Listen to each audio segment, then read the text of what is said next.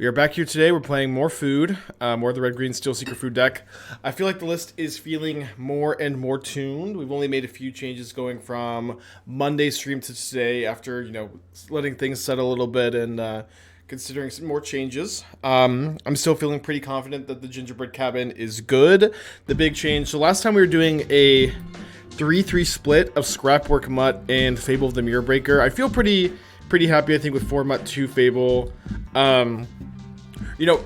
Basically every single suggestion I get from the stack, from people on the YouTube and Twitter and Twitch is talking. They just want to add more grindy cards to the deck. They just want to add more Fables, and they just want to they want to cut the Feasting Troll Kings is the most common suggestion. Add more grindy cards, cut Feasting Troll King. But in my opinion, this deck has so much card advantage. It grinds so well that I really think you just want to maximize the number of payoffs of the deck and play the full 4 Troll Kings in the main. You trim some post board, but I'm still on the full 4 in the main. It could end up changing, but I think I'm happy with this decision for the time being. One change I did make, though, is I cut the Mishra's Research Desk for the 4th copy of Wrenn and Six. I did this for a couple of reasons. Wrenn can be a grindy card in this deck, but it is also an engine card. This is something that can be kind of easily forgotten.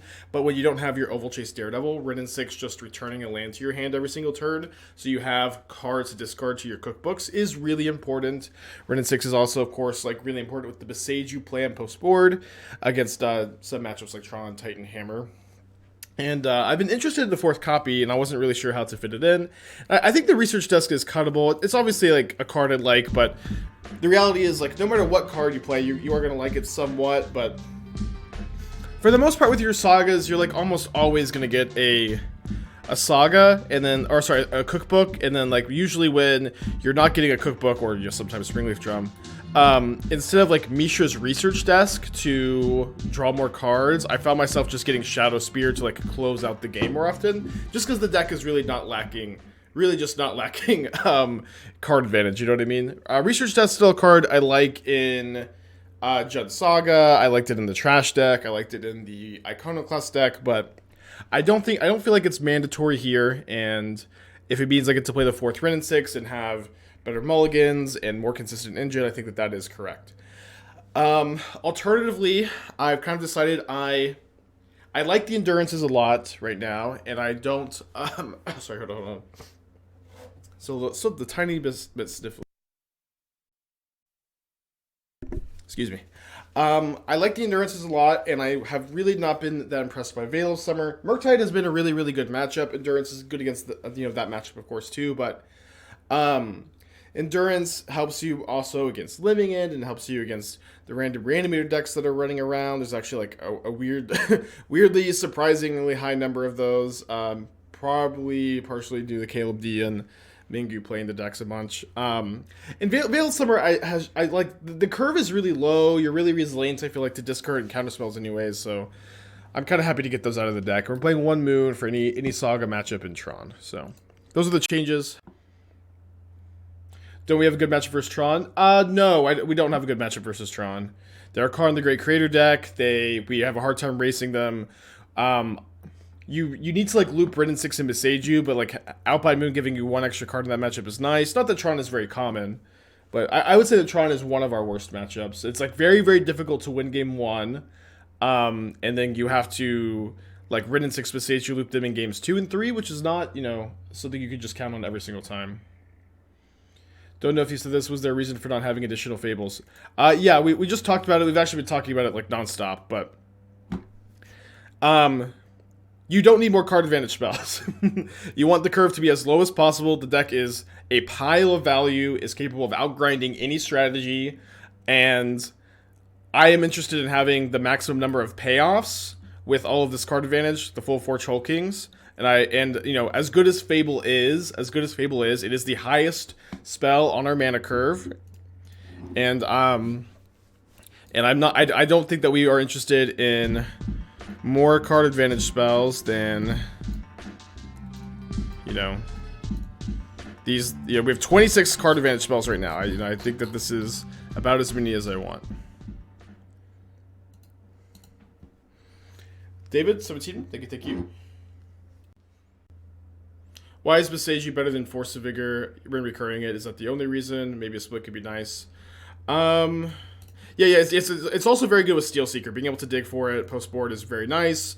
Boseiju also, like, you know, targets lands and not just artifacts and enchantments. You also have so like with Haywire Mite and Boseiju and Alpine Moon, you have a lot of answers to Saga and other artifacts and enchantments. And so Boseiju also being able to target Tron and Titan is really nice. And, you know, I guess occasionally Belcher and Oops All spells, despite those decks being relatively uncommon these days.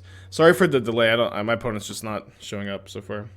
What makes Steel Shaper so good? That is a great question. I understand that this card is very innocuous, but this is kind of the lesson I've been teaching. Spellseeker 101.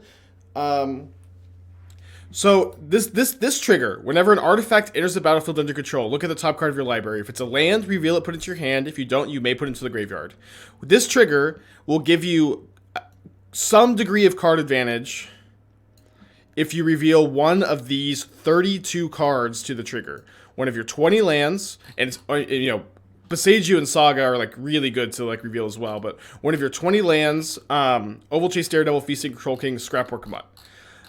So you have a 32 in, like, really 59 because you have a Spellseeker in play, but 32 and 60, 32 and 59 chance to get a degree of card advantage when you trigger it one time. Beyond that, if you don't get card advantage, it's a Surveil. A Surveil, like you see on Drakeridge's Channeler, is a great card selection tool to dig for a piece you need. An Asmo, Finale, you know, just digging you for whatever tool you need at the moment, usually Asmo. And with a deck that has 4 Saga, 4 Cookbook, 4 Finale, Gilded Goose, you are just able to trigger Steelseeker several times a turn, every single turn, to generate just a massive amount of advantage. What do you think of the Ragavans and Dooms version? I don't remember seeing him play Ragavan. I mean, listen, Ragavan's a good card. I don't think that adding Ragavan to the deck is ridiculous. I also, like, I haven't played Ragavan in these type of decks. It is playable. But I think that of all the Ragavan decks, of all the decks that Ragavan is playable in, Food is the worst one, where you have, like, very, very little removal. You have very, very little removal for their blockers. It's really just Asmo. And then, you know, Wrenn and Six sometimes.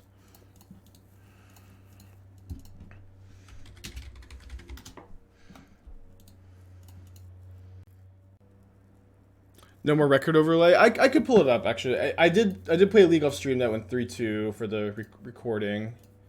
So that would put us up to 28 and 6. Okay. Man, imagine having won the die roll and imagine not drawing a land. Gross. Also gonna lose this Wrenn and Six to the Soul Herder.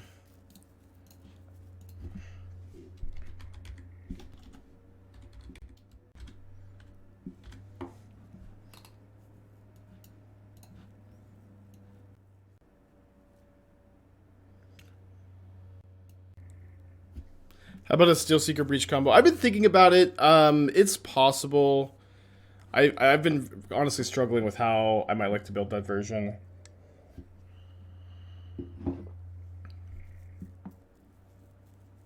Okay. Steelseeker's a phenomenal draw. I think I'm just gonna shock.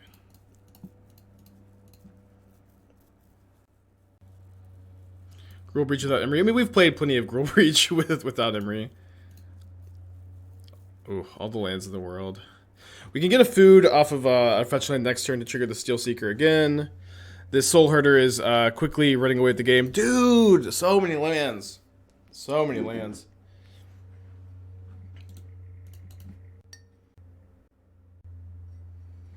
I'm going to chump block here.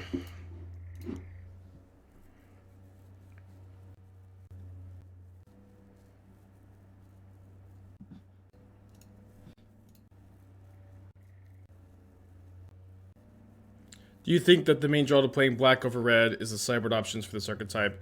I don't think that there is a good draw to black over red. Honestly. I cannot believe we drew another land. This is unreal. We've drawn one spell in like 7 or 8 looks. Maybe not quite that many. 6 looks. 6 or 7.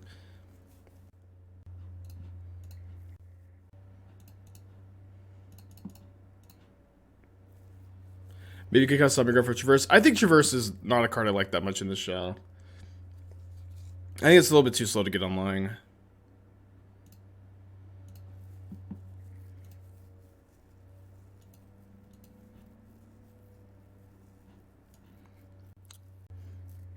Okay, so we can say no to this.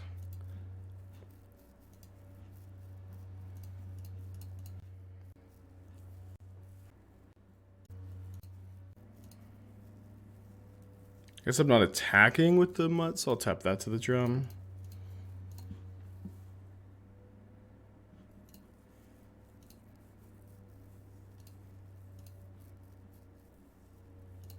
Another land. I mean, it's okay.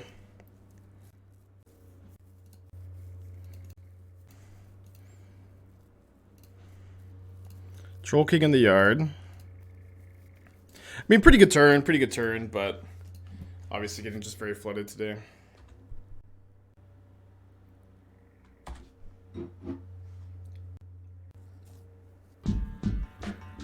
Big Lefty, 8 months, thank you. Yeah, the cabin's been really good. The cabin's been really good so far. I don't think you can play more than one, but I have liked it. Attack with Mutt so it doesn't trigger Soul Herder. I mean, they'll just block with the wall. Okay, let's take 5 down to 9.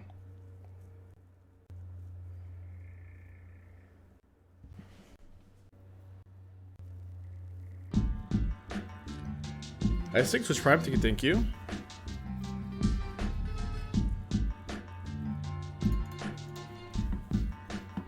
Do this upkeep to get a bit of surveil the upkeep here.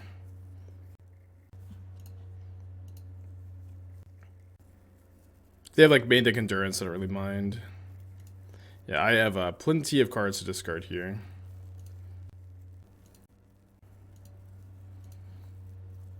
Oh boy.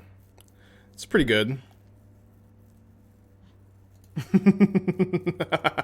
Dude, this is actually like a very, very good hardcast Troll King. I get to double activate Asmo with it.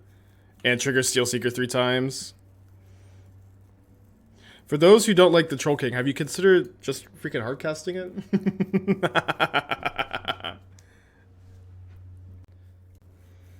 Let's graveyard that.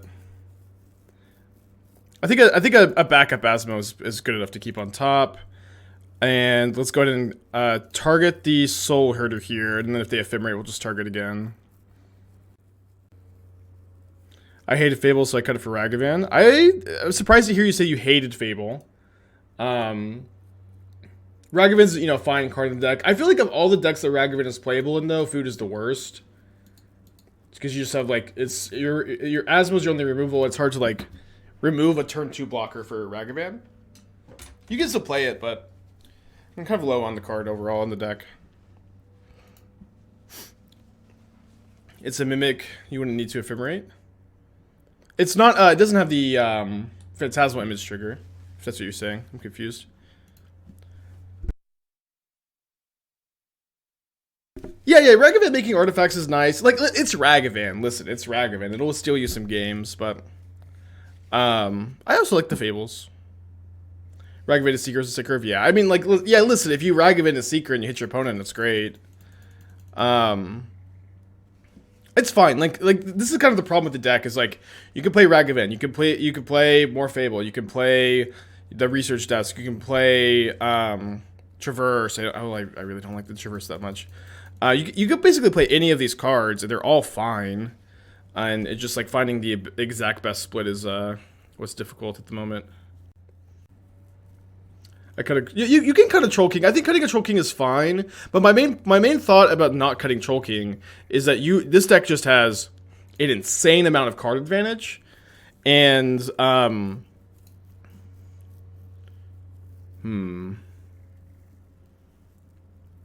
think I graveyard that. This deck has an insane amount of card advantage, and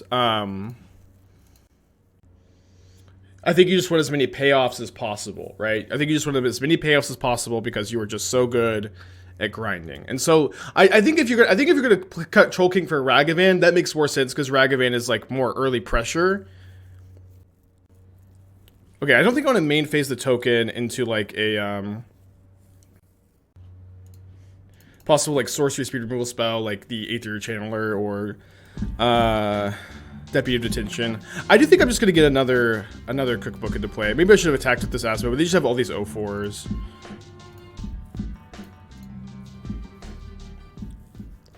Strict 18 months. I never didn't have Delirium when I needed it. Maybe I'm underrating it. I also don't love that. I feel like playing the card makes you like weaker to graveyard hate, but that's not like a huge deal, I guess. Okay. Yeah, I think we bring back the Troll King and then make a Saga token, maybe second food for life here.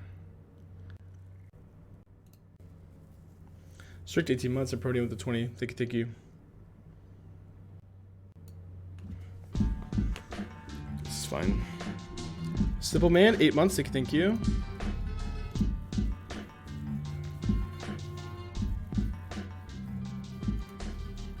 Yeah, I agree. I thought this card had reach when I started playing with the deck. Simple Man with the 8, thank you. Ooh. It's pretty nasty. So, let's see if they exile the Troll King or the Steelseeker. We're gonna get to gain a ton of life here, so I'm not gonna use the food for life at this point. Okay, they go after the Steelseeker. My top card is a cookbook. With the Steelseeker not in play, I don't really want to draw the cookbook, so let's go ahead and just graveyard that.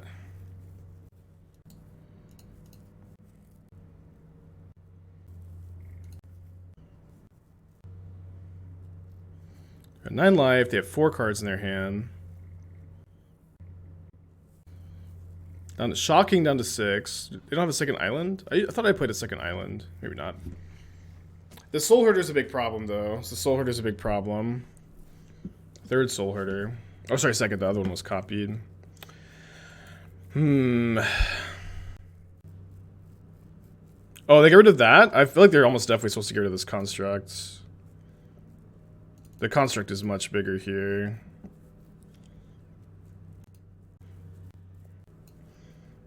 Although, hold on, so I have enough mana to double cookbook, activate, sack a cookbook, get back an Asmo. I can also just get a Shadowspear, make 2 tokens. My construct will be a 9/9 Trampler, which unfortunately just like isn't really gonna get the job done. Maybe I get the Shadowspear anyways. Yeah, let's just get the Shadowspear anyways, because I can get the other cookbook off the Asmo and still activate once this turn. 10/10 Trampler, sure. I mean, they just have 3 walls, so it just doesn't matter enough, I think.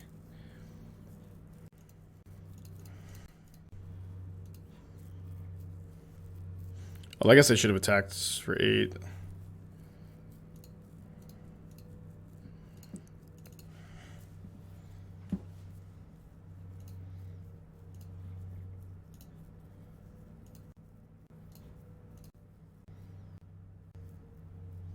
Yeah, I've seen Brotherhood End seeing a decent amount of play in Murktide. I actually feel like it helps solve the Hammertide matchup a little bit. Maybe not as much as you need, but, you know, somewhat. Long game one. Should we kill the Soul Herder while they're tapped out? Yes. Because so if they just like go to their instep here, we have to kill something anyways because they get to flicker the Solitude. So we should do it before they can hold up the Ephemerate. Looks like a Witness. That's bad if that's the case. Okay, main phase of Ephemerate. If they have a Ephemerate and Witness in their hand, good beats. We have 2 of our 4 Asmos exiled at the moment. They do have Witness plus Ephemerate. This is going to be incredibly difficult to beat.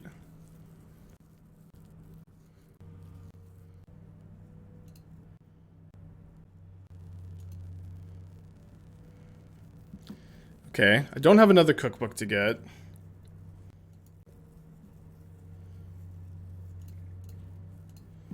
This is a start.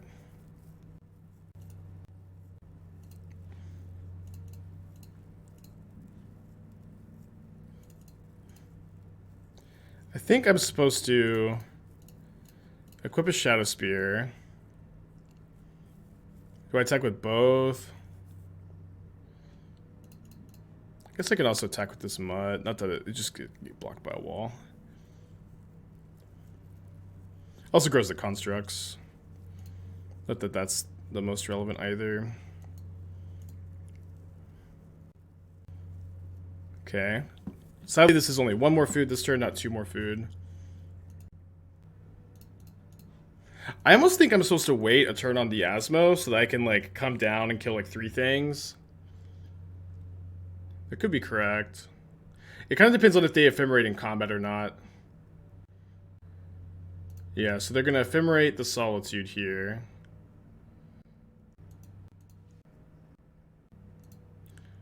They have 2 ephemerate up. Yeah, but I have 3 activations.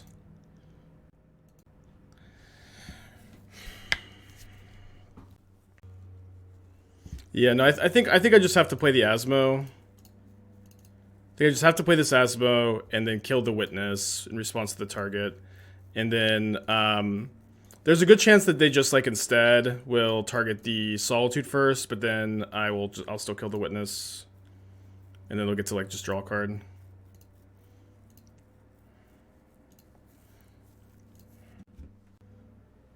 They witnessed one. They cast the one they witnessed already. Both are rebounding right now. Okay, so kill the Witness. Maybe just do what they tapped out in case they, like, somehow have a third one in their hand. I just don't know how they can. Doesn't make that much sense. So I'll have 1 Asmo left in the deck, which I'll have to use wisely. Yeah, if they had a white up the whole time, it doesn't really matter, I guess. I'm at 32 live. Oh my gosh. Finale can get Asmo from the yard. There are no Asmos in the yard. They're all in exile. Except for one, which is in the deck. I may concede here, which is like a gift to my opponent for clock, but also a gift to my viewers to not sit me lose for the next 10 minutes. Game is pretty over. Alright, we're not very prepped for Bant Soul Herder. A deck that I, obviously like a lot. We've played a lot on the channel. Don't know if we need to sideboard too heavily. I think I'm somewhat interested in Lantern. Don't think I want the Endurances. Needle doesn't do much. Could play Pyrite Spellbomb. Spellbomb's okay. Get the 4th Troll King. Anonymous Gifter with the 3-pack. Well, if you're an Anonymous Gifter, it's kind of tough to do a deck tech, but if that's... So thank you for the 3 gifted subs. Okay, assuming that's you, then Stash. You're supposed to look at chat, I can take a look. Oh, it sounds so good if one of these Daredevils is a land, but we have to mulligan. Okay, this hand's fine. I guess we put back a Troll King. Wrenn and Six on the play seems good. Is Bant A tier? Tiers don't exist, but... Bant is a good deck. I like the Bant deck. Bant actually might be super well positioned too. It kind of depends, like, Hammer Time is not playing Hushbringer, right? Hammer Time is not playing Hushbringer. Oh, I think Bant might be busted right now. It all depends. Like, is Bant playing Hushbringer? But I don't think they really are. And if that's the case, Bant is unstoppable. They are. Okay, never mind. The deck's bad. I thought they were playing like 4 Sanctifiers or something because of the scam. I mean, maybe we could still just play Ending in the sideboard or something. But like, Bant is like so good against Rakdos and so good against Murktide. And has like, a lot of game in other matchups. There's like honestly a non-zero chance I end up like... Maybe we'll play like a Bant today. There's like a non-zero chance I play it in the mocks. Not a super high chance, I guess.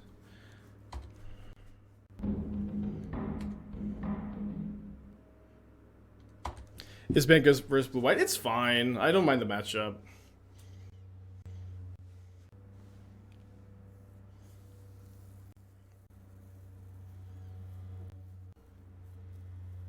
I mean, you said Phoenix was well positioned. I mean, we also we played Phoenix yesterday. And we you lost to 2 combo decks in a row. It is what it is. I don't know how upset we need to really be. Okay, so let me play this cabin first. Go cabin.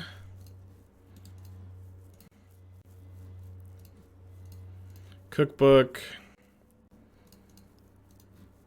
And then just make 2 foods before I finale so that I'm able to just immediately have that Asmo activation in case they have a second ephemerate in the hand.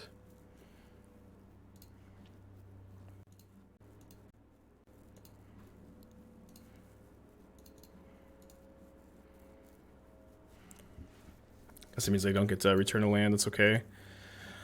And then I think if they just rebound ephemerate on the Wall of Blossoms, that's fine. So we could just kind of chill here. I'd be I want to just have a wall of food up to not get blown out by second ephemerate in the hand. Yeah, someone on YouTube, this was the best YouTube comment I've ever seen. They called it gruel. So gruel like the magic and then gruel like the food. I thought that was awesome.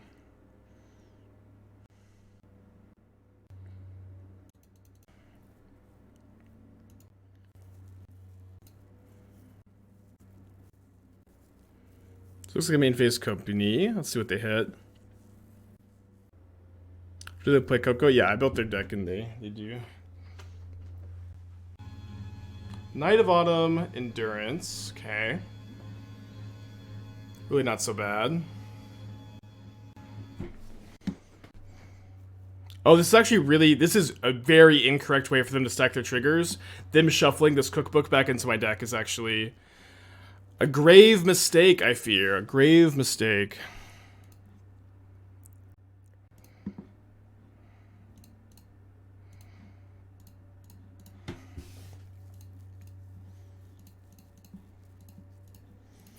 Yeah, I think I feel somewhat confident just equipping the Asmo and just leaving it back on defense.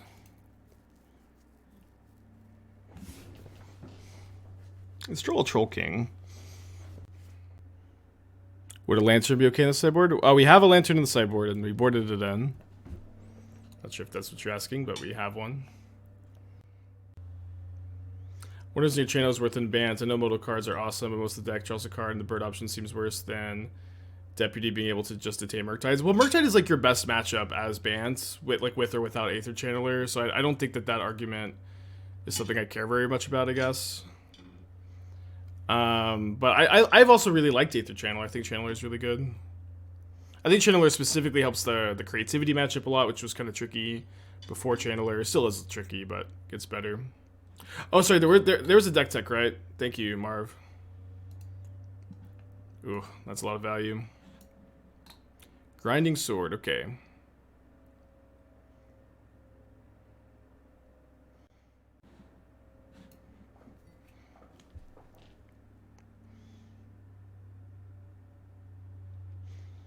So the combo is Grinding Station, Sword of the Meek, Sly Requisitioner, right? It's been a while since I've seen that one.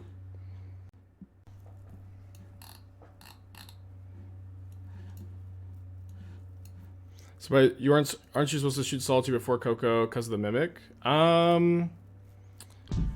Yes. Clock 31 months, thank you. That is indeed a long time. Certified long time. Balanced is the Shadowspear. So I could kill both of these. Then I just don't have the ephemerate protection, so I guess we'll just let the Wrenn die. Good play, good play. Bounce, Shadowspear, huh?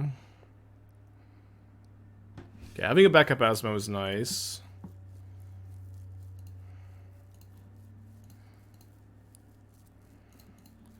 I think I'm just chilling. I mean, I could play the other Asmo and I could have 3 activations up. But I think just having the backup is better. We could just ping the Witness if we kept Wrenn and Six alive. I mean, that line is really bad against them having a land in the hand is the problem. They hadn't played a land for turn. You just kind of lose the game on the spot. Okay, so my very first note is that this deck almost definitely should be playing. Okay, hold on. So let's target the Witness. They don't have any white mana available. Should I target something else? I think I'm good. This should be playing Steelseeker. Steelseeker seems nuts here, where it's gonna like be able to dig you for your combo and get your Sword of the Meeks in the graveyard. That card seems awesome. Like probably over the Ragavan, although I could potentially see. It could even be better than Goblin Engineer, where like Engineer is just not gonna be able to reliably find you your grinding station half because it's gonna be so fragile. But Steelseeker can like scry you into it. Although I guess actually drawing it in when you scry into it is kind of tough.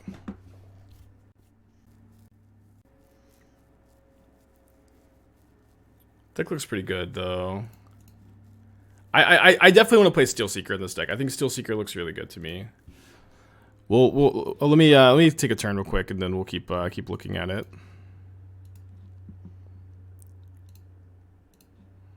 It would be nice to have drawn a spell there.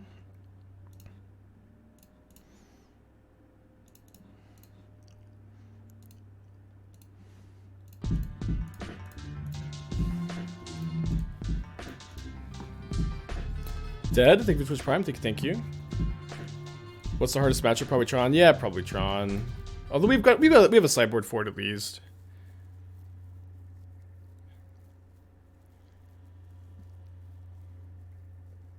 I also don't know that I love these chromatic stars. Like 2 chromatic stars as like Goblin Engineer value / like Requisition or Improvise. I don't know that this is something I can really get behind.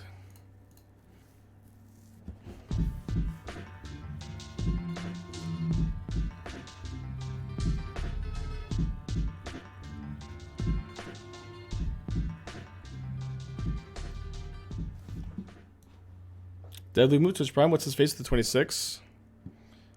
Yeah, I think I just want to cut Ragavan for Steelseeker. I also want to cut the Chromatic Stars. I don't even think these cards are really that good. I think you have like too many tutor targets in general. But maybe you just go like, you know. Well.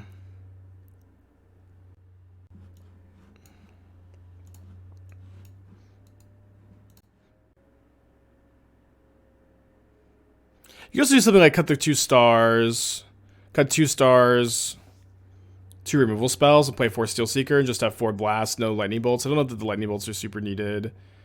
The Furies are okay. Sideboard seems like generally pretty standard. I don't think they're necessarily lacking, you know. This seems fine. This seems fine. It's hard to comment too much on sideboards when you're just like, you know, doing the deck tech. You have a good first draft of it. Just need to tune it after some play testing. I think I would do that. I think I would play 4 Steelseekers, cut the 2 stars, and the 2 lightning bolts. And then the rest of the list looks really good. I like it a lot.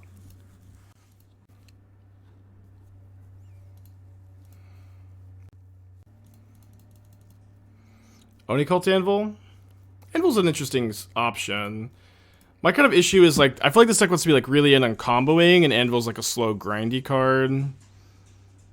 I mean, Steelseeker is too, but it's like good selection for your combo, which is what I like about it. Okay, not a bad draw. This is going to give us 3 Asmo activations.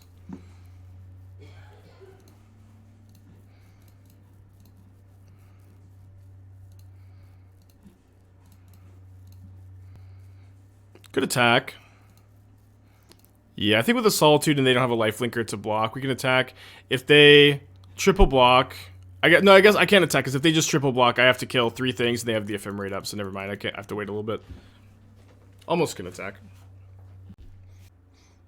Yeah, if we have a Steelseeker's probably our best draw. Troll King's pretty good. We have a lot of good draws here. Is Cavern good having 3 out of 8 creatures? You're a Gingerbread Cabin deck, and you're already pretty good against counterspell decks. I don't think you want Cavern. It's a good draw.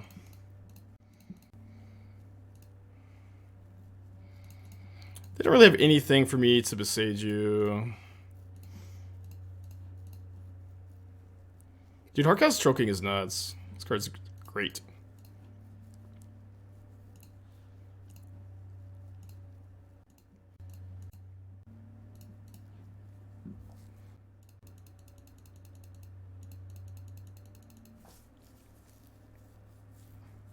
Clock assembled. We have 5 Asmo activations available. I think Soul Hoarder is okay. Yeah, I actually think Soul Hoarder is probably really good. Yeah. I love the archetype. I'd love it to be more aggressive. It literally can't be more aggressive. The deck has to be super slow or it just doesn't, like, play. Okay, my opponent concedes. But you have like, the combo that you can come off on turn 4 with. Yeah, turn 4, turn 5. Like, that's your aggression, that's your speed. What did I grab? I accidentally put a card in. What card did I accidentally drag in? Oh, the goose, okay. Okay, we're going to game 3. My opponent has like 4 minutes 30 on their clock. Gonna be tough for them to finish the game in a timely manner. Another 1-lander, got a mulligan. I think this 1-lander I can keep. This is a fetch land for our Wrenn. We are on the draw. We're already on 6. We have Cookbook Daredevil. Yeah, just kind of an easy keep, really. Turn 1 Mimic. Just have to draw a land. Ooh, I mean, that card's great, too.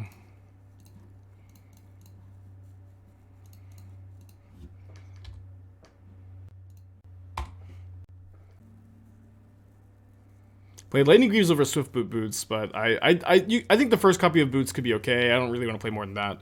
Alright, any land, Asmo, Goose are our best draws. Okay, there's the Asmo.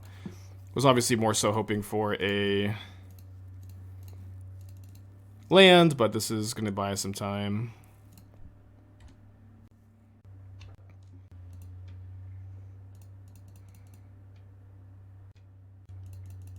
They don't have a 3rd land either, so we're, you know, kind of even on that front, I guess. I think I'm probably supposed to kill this Wall of Omen so I can attack. What if my opponent has Endurance? I'll just make them, you know, use it if they have it here. Yeah, it did kind of seem like they had it with the pause. So with them having used Endurance, I'm not going to have as an easy time just making a million food. So this is maybe a little greedy, but they're also stumbling, and like with them stumbling, I'm like very incentivized to actually have a clock going. So I think this is fine.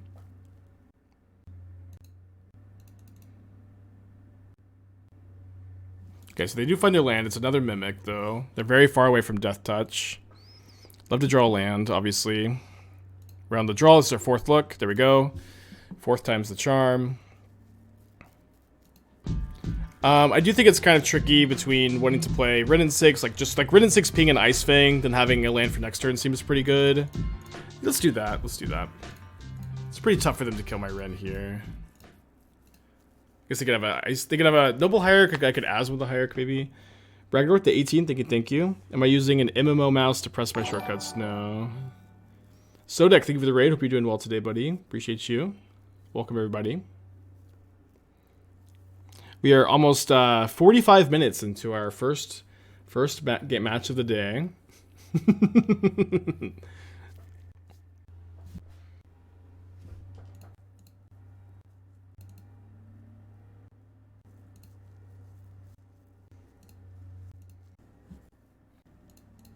Alright, let's pick up the Wooded Foothills. Play Steelseeker, play Spellbomb, and then very likely going to be discarding cards for Steelseeker triggers, but we'll just, you know, see what this first trigger is, of course. Putting almost anything in the graveyard here. Even, sadly, another Steelseeker. Could maybe discard Boseiju before the Mutt. I think it's kind of close. Let's discard Boseiju over the fetch land, because this could give me a cabin. I think Finale is a card I'm happy enough to draw, and I could have killed this Wall of Omens and keep getting in, but I think I'm now winning the grindy plan pretty well, so let's just go ahead and pass for this turn. Next turn I could Finale for another Steelseeker, potentially. Alright, definitely feels like they have an ephemerate. So let me Asmo the Solitude. And if they ephemerate, we can Asmo again. They only have 1 white mana up. I don't know if I would take this line if they had 2 white mana available. Okay, do I want to Asmo something else? I think no. I think I have another. I have a Finale on top, which now I'll just use to get a second Asmo. Ah, an Inspiring Spike Collected Company.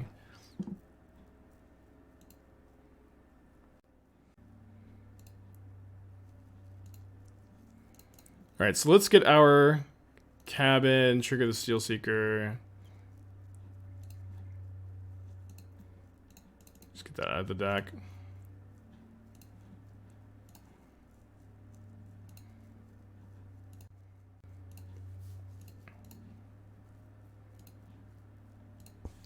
It's a pretty good pickup. Let me go ahead and just pick up a land and discard it to a cookbook.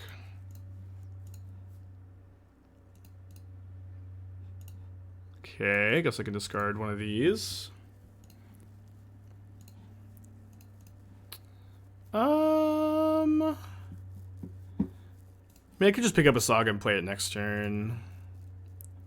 Awesome.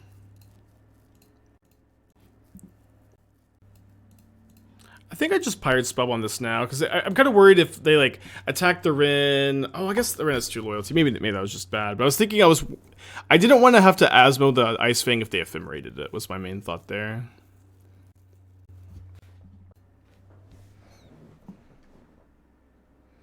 -2 Bolt, +2 Smart, +4 Steelseeker. Yes. So we have Steelseeker and Engineer. Yes, Steelseeker and Engineer. Because Engineers are good in the deck.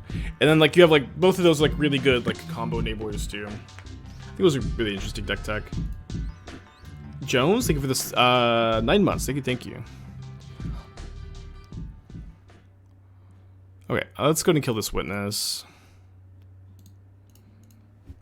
That is 2 Asmos exiled.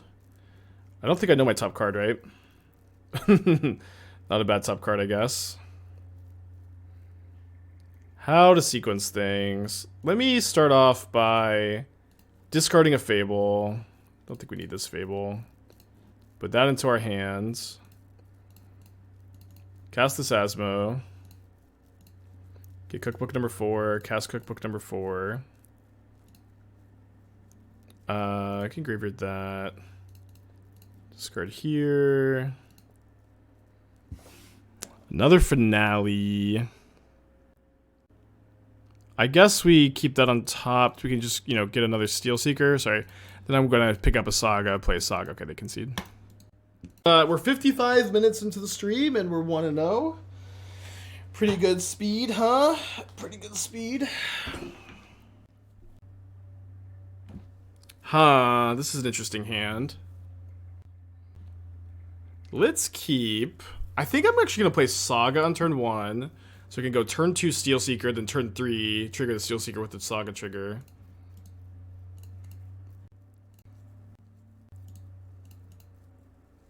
No mold, no fetch. I think this is a keep. It's close. Definitely marginal. Could fold. Okay, and so against the removal spell, it's kind of bad to play the Steelseeker, but what I can do, I guess, is just play this tapped and cast a cookbook, and then next turn, get a cookbook off the Saga, and then I can play Steelseeker with, you know, the ability to trigger it twice. Assuming that, you know, they don't have, like, you know, counterspell. Maybe they'll play, like, a Ledger Shredder or something, too. Oh, sorry, let me update the record, 29 and 6. Could also play Wrenn and Six this turn. Could play Wrenn and Six this turn. Could play a Saga this turn also.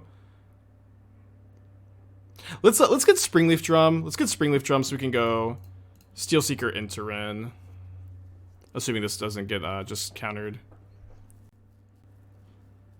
Bait with Wrenn. I think the ability to play both this turn is really nice.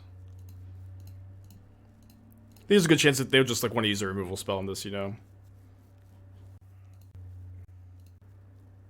Okay, they did have a counterspell. Let me go ahead and just trigger the Steelseeker now, I suppose. I don't think we need the second Fable.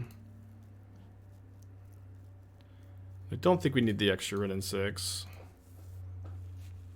Or I'm going to hope we don't need it.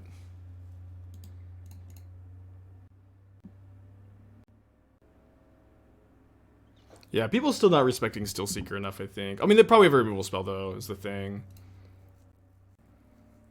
Yeah, they're playing Murktide, which we've been farming so far. Although, yeah, we could lose this game, right? Don't want to get too cocky. Let's play the Fable, I think. Fable gets worse the longer you wait on it, and I usually just jam it if I can. What are the deck's worst matchups? Nothing feels like too terrible, but for the most part, big mana and spell-based combo are the two main type of decks you don't want to see. Yeah, Merc is a good matchup for sure. I think we go down to one Fable. I don't know. I think I like having two. You know, I think the deck has kind of devolved into Jund territory where... okay, why would my opponent main phase Borrower? I will say this, I've been playing against Murktide a lot. My Murktide opponents are making, like, literally the weirdest lines I've ever seen nonstop, so... I'm winning against them, but at one cost. I guess I really have to get this Urza Saga in play, though.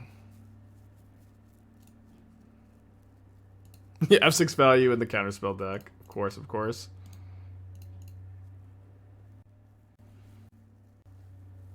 I think a lot of my Murktide opponents in industry, they remove Spell Sticker and don't use it. Yeah, a lot of them I think are on rating, and I agree. What are the changes? I cut the... We're playing 4 Mutt, 2 Fable. I cut the research desk for the 4th Wrenn and Six, and then I cut the Veils from the sideboard to play the 3rd Endurance and the Alpine Moon, which I'm pretty happy with. I could shump block the Borrower with the Goose, maybe. Or I could block like this and keep my Goose and have another Wrenn activation. That seems fine.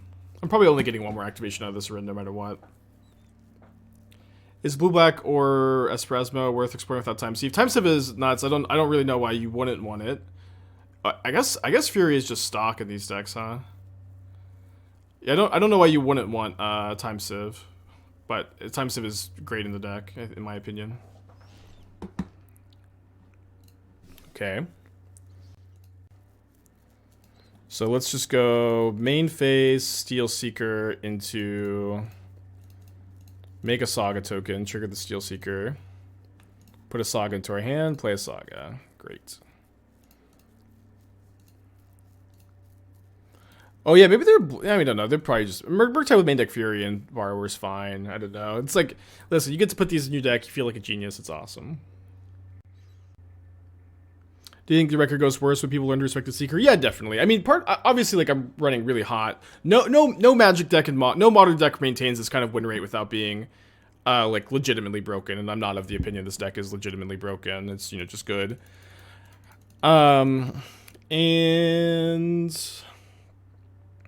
It's also true, like, my opponents, yeah, like, whenever you're playing a new deck like this, you know, your opponents just don't know how to play against you, and you get some degree of win percentage due to that factor. It's hard to quantify it, though, I guess.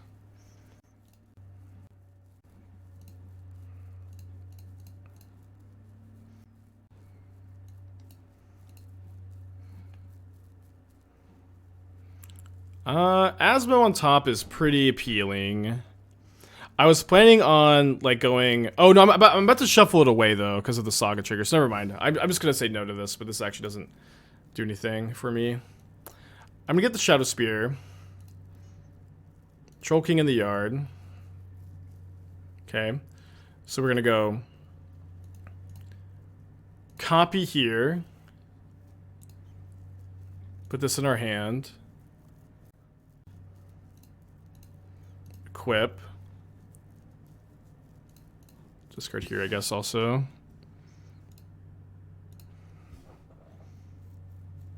Then draw that next turn.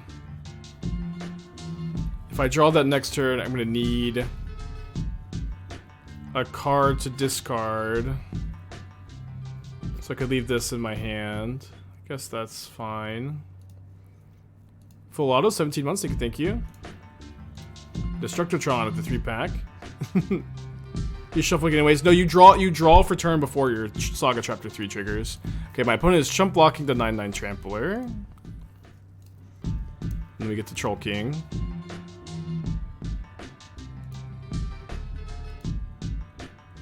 I've got one. I'm sure it's been done several times. Okay.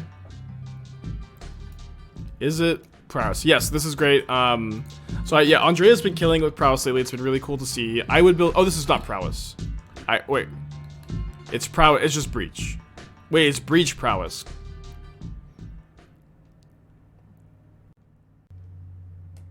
Okay, I don't really like playing Urza Saga in your Monastery Swiftspear Soulscar Mage deck. I think these cards play really poorly together.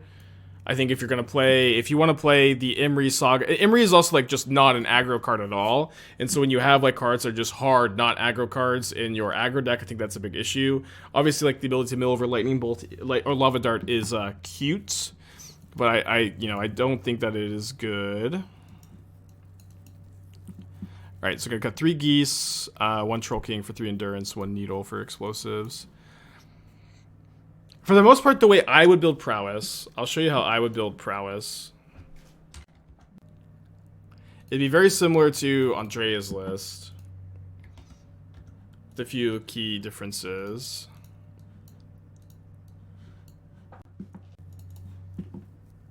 I think this is a really important deck building lesson. It's like you can like notice synergies between cards, like this synergy here with Imri and Lava Dart, but like you just like can't play slow grindy mid range cards in your prowess deck. So you have to have to have all aggro cards in your aggro deck. You have to have mid range. You have to have control cards in your control deck. You can't have aggro cards, and then mid range is kind of where the lines get blurred a bit, I suppose. I guess I should get my second basic forest because of Blood Moon. And then I'm going to... Well... Let me actually cast an Asmo. I think having a second cookbook in play before I Steelseeker is probably pretty good. I could go like Steelseeker to Shadowspear, 2 cookbook activations up, potentially. I don't know why I can never find my prowess list in my decks. I'm sorry, hold on. Because it's like... I think it's DMU. Yeah, it's in the DMU lists. I think. Oh. Maybe not.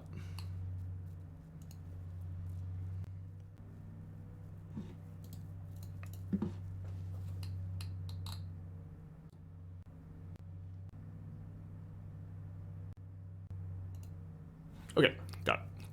So I would play this list here. I would play 17 lands. I played the... I would play 1 more fetch land over the Crash Through. And then I want to play Iconoclast over Sprite Dragon. I think that is good. I don't like how Andrea has Light Up the Stage over Manamorphose, because in my opinion, when you have 3 Breach, 4 Iteration, you have plenty of card advantage. And like you actually have like a good degree of late game inevitability as well. There are a lot of Sanctifiers, so I really like the Kozilek's Return at the moment. And I probably would play Flusterstorm over Surgery right now. I still like the Magus. You can play 1 less Magus right now, though. Okay, Explosives on 1. It's pretty good. Not the end of the world, though.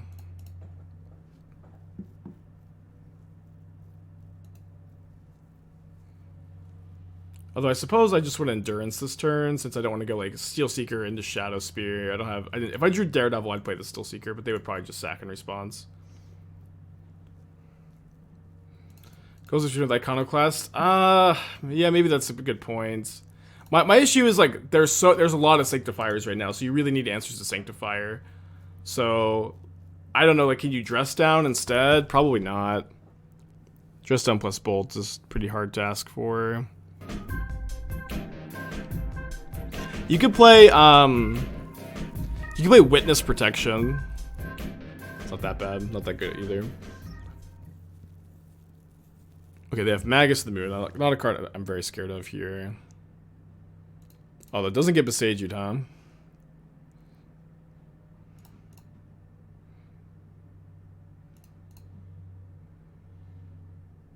Wrenn and Six doesn't do so much here, we'll just not keep that on top.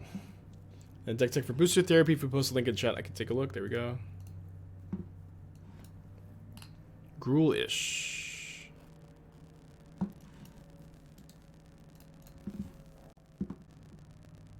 So, Red-green midrange, splashing for Leyline Binding.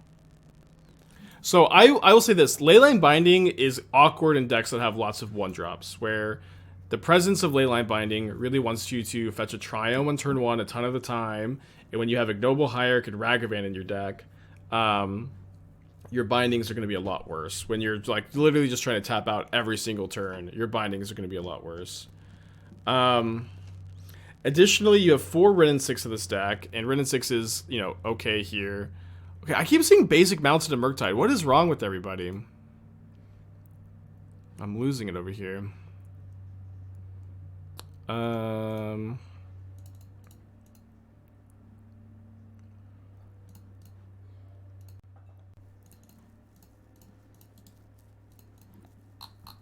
So, but one problem with your Wrenn and Six here is, like, you don't have Saga or, like, the cycle lands, so I don't really feel like you really need the full 4 here. Like, you curve out at 4, so it's like you're not, like, Wrenn and Six isn't, like, leading you into, like, you know, your, like, late game with, like, Hardcast Fury and Hardcast... Oh, you do have Fury in the deck, okay. That's a bit better, I guess. Yeah, your curve is actually a little bit higher than I thought. Steal the Shadowspear. I guess every Murktide player knows about this line, huh? It's not really that good on this board, though. Yeah, you do have the Boseiju. You have the Triumphs for Wrenn. Actually, never mind about the Wrenn comment. This is actually fine. The biggest issue I see is these Ignoble Hierarchs just don't really fit with your Leyline Binding plan. So, like, your issue is you either need to, like, you know, get off of the Leyline Binding plan. Okay, so if I attack with both, I put them down to 2, then they gain 3 up to 5, and I have lethal in the backswing. But is it just better to send in the Endurance here so they can't attack at all? I think so. So I'm basically just, like, trading 3 for 3. Yeah, I think for the most part the bindings just don't make that much sense here. You also have Rest in Peace in your Tarmogoyf Eternal Witness Wrenn and Six deck. That's a big tension. I think for the most part, I think red-green deck should just be on Blood Moon in the main over Leyline Binding. Just be Ponza, you know what I mean?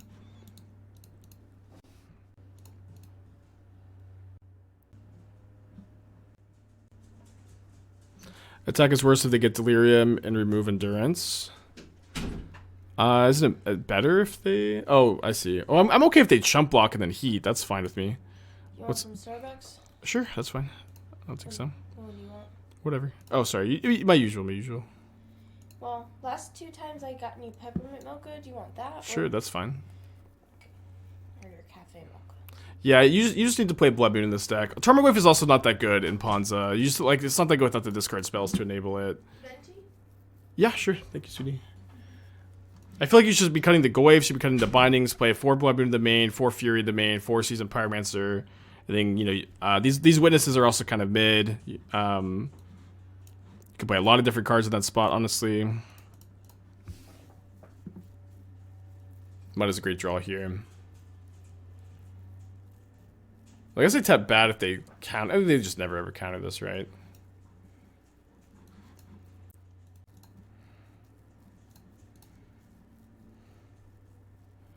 Can't you just re-equip the Shadowspear? They have stolen the Shadowspear from me. They control it, so I can't activate its abilities. They control it, not me. Yeah, our matchup against Yawgmoth's not amazing. You can win. You have Needle Post board. Sometimes Asmo plus Shadowspear on the play wins. We have Wrenn and Six on the play. I agree it's not great, though. Just because, what's very frustrating about the Asmo matchup is... Asmo has protection from humans. I could maybe go like attack and then jump with the mud. I think I'm okay to wait. The problem is like if they draw Murktide, I'm kind of boned. But I do have a lot of good top decks here. Okay, I think the Steelseeker draw makes me just like suicide the mud in for some velocity. I think those are my main thoughts here.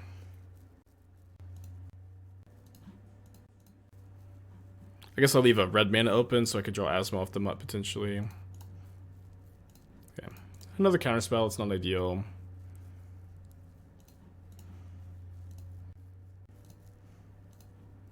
Just gonna need a Goose to start casting these devils, although I guess I only have 1 Goose in the deck at the moment. Okay.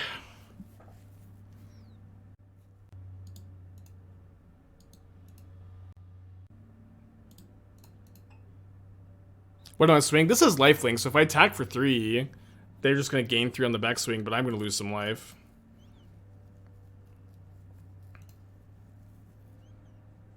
That's true, Springleaf Drum too. Where's Giganta when you need her?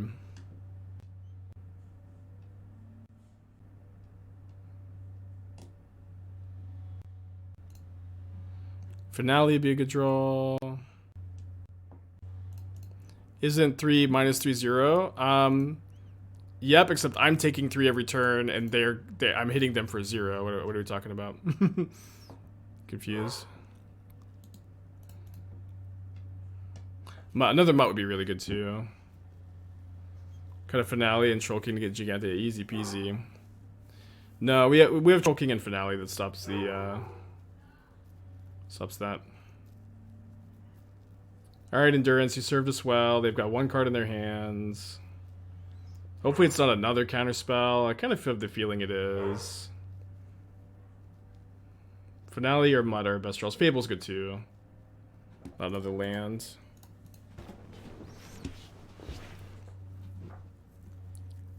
Because if I draw Cookbook, can I go Cookbook, sack Cookbook, cast Endurance? I can, wow.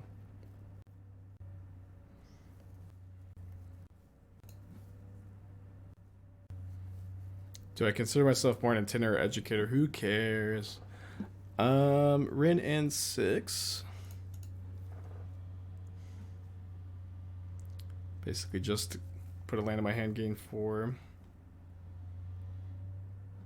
I don't consider myself anything.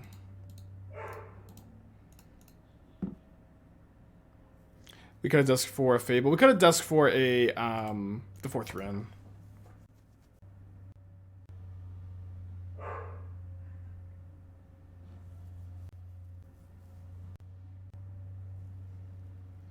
Yeah, I'm a simple, humble MTGO user. No, I don't think you want an Overgrown Tomb. I mean, not like wouldn't do anything here. Not that it has to do here anything in this specific spot for you to want it, I guess.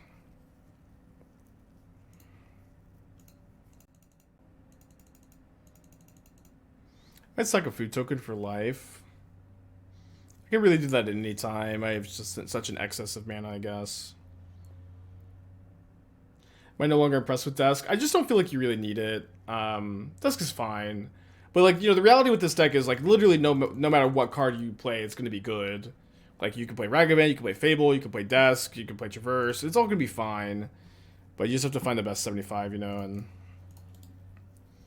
I feel like at the time of making this comment, the deck is better without Dusk, but it's, you know, everything's going to be so marginal. I guess this is worse if I draw Finale, but I'm just going to only draw lands, I guess. No, we can't cast Troll King because it's too much green. It's 4 green.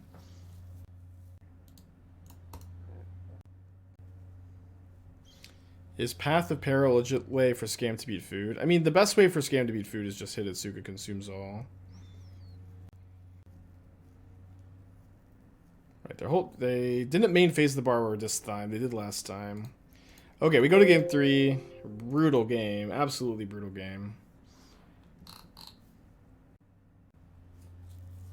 I'm playing more RCQs this season. I'm playing less RCQs this season. I think I've played 1 or 2. I've played 1 or 2. I'm not playing one this weekend. I'm playing the Mox. I'm probably not playing one next weekend. I have plans. I maybe will play 1 or 2 more this season. But that is also the nice thing about, you know, RCQ season being back. You can just take a break and come back to it whenever you are feeling like it. Was wondering if you're doing a sideboard guide. I've written it and submitted it to Channel Fireball. I don't know if they've published it yet. It's a little out of date though. It's a little out of date, so I may be updating it also this week, and then keep an eye out for that. Why do you not have any instants or sorcery that come with Orvar? I'm not ever going to cast Orvar. I'm going to discard it. Discard it to an Archon trigger. I think I slammed a Wrenn and Six. We didn't see Spell Pierce that game. Awesome. Am I going to stream the mocks? I'm currently planning on it. There's a chance that I end up just playing it off stream if I'm just like feeling too anxious. But I'm currently planning on streaming it, yeah.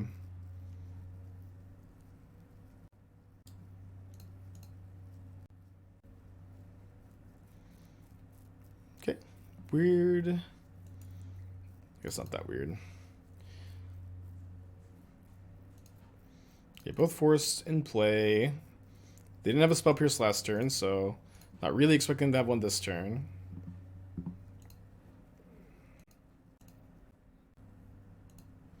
It's the Mox qualifier. It's the Modern Showcase Championship Challenge, whatever.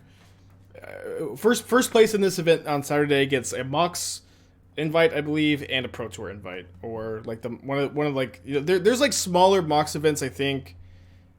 That like I don't, the structure is a bit weird. The structure is a bit weird, honestly, but I think that is the gist. First place qualifies you for the next thing, and a Pro Tour.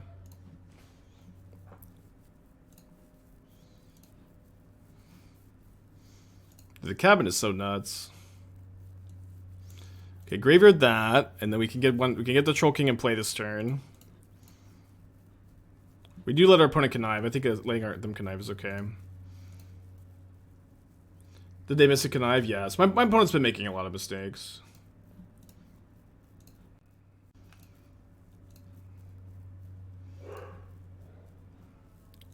It's a pretty good pickup.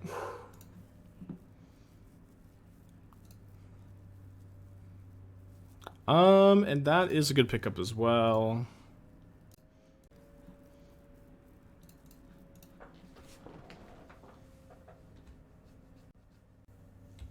I think this game does a good job showcasing how Wrenn just being a card engine is super important in this deck. Yeah, I'll do a hand hider. I'll do a hand hider. I don't know if I've ever played as high stakes event on Magic Online as this weekend's. So I think I will be working on the hand hider, and yeah, I'm not worrying too much about it.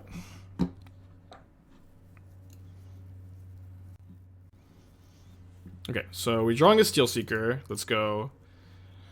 Cast Steelseeker, then just discard a Feasting Troll King, trigger twice. Definitely was looking for a Saga this turn. Take another land, I guess. And then we can go Finale for Asmo, cast Cookbook, triggered Steelseekers, you know, 4 more times. Any thoughts on Sultai Time Siva Steelseekers? So I want to try it. I'm going to try it off stream, I think, since I'm really just unsure if... Because I think in theory it's not good, but it may just is better in practice, where I'm just... Right now, Steelseeker is insane in this deck because you have 32 good hits. In Esper Time Civ, you currently have 24. And it's like a little bit different because you have Unearth and Emery, right? So like putting cards in the graveyard does have a little bit more value than that, but I'm mostly just trying to evaluate and understand like what is the minimum number of good hits for Steelseeker for it to be good, because right now this is like above and beyond, but figuring out the right numbers just tough. Yeah, you would cut Ledger Shredder for Steelseeker, I think, which is be doable. This is like, and Ledger Shredder is also really good in that deck too, I'll say, but Steelseeker might be better. Okay.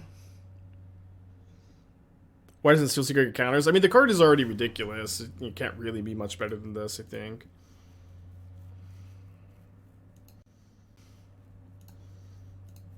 If it's so good, why did you graveyard it, though?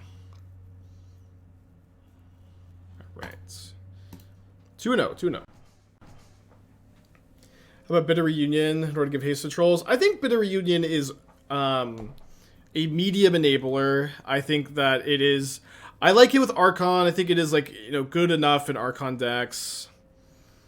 But for at the time of making this comment, I'm of the opinion that the card is like generally a little overhyped, and there's also like not really room here. I think it's a worse discard enabler than Mutt in this deck. I'm not that into it, I guess.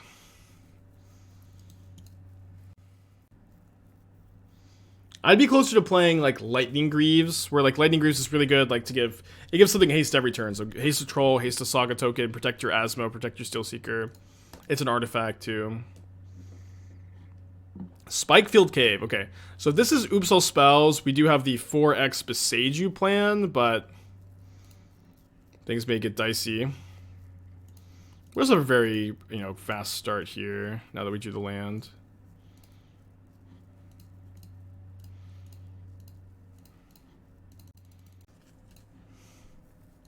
Relatively fast.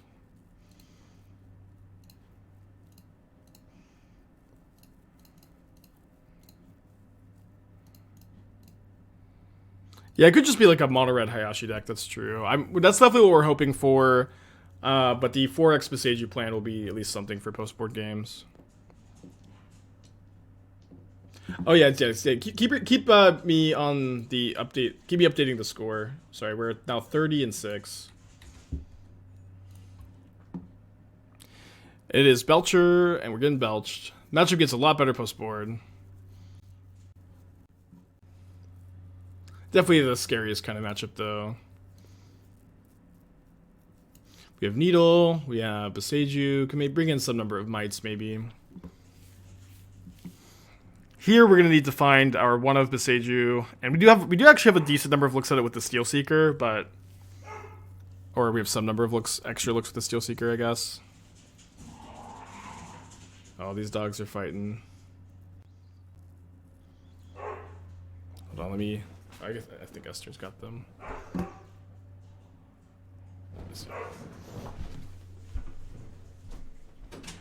Everything okay out here? Hey, stop fighting. Stop fighting. Stop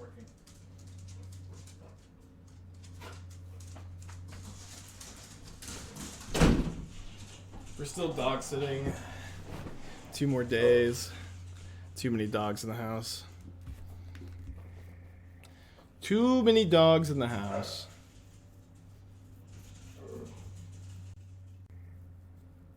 Yeah, so Recross lets them stack their entire library, and there's a few different piles they can get to win the game next turn. The most common one is like Reforge the Soul into Pact of the Titan, Desperate Ritual, Pyretic Ritual, Ironcrag Feet, Goblin Charbelcher. But there's a few other ones, and okay, so we will put this on the bottom because it's not a Boseiju. Really, Boseiju, the only card that does anything here. A cookbook is a really above average draw. This cookbook is going to give me 2 more looks at a Boseiju. So I think I have 3 more outs to it. Only 1 in the deck, though, of course. Because I can use the Gilded Goose as 1 mana channel Boseiju. Alright, 1 more look. We'll of course make sure our opponent shows us that they've indeed stacked their deck correctly. Although I guess I should have discarded the Troll King. Sorry. Oh, sorry. I already have a Troll King in the yard. I have 2 in the yard. When did I get 2 in the yard? Pretty good draw on our part.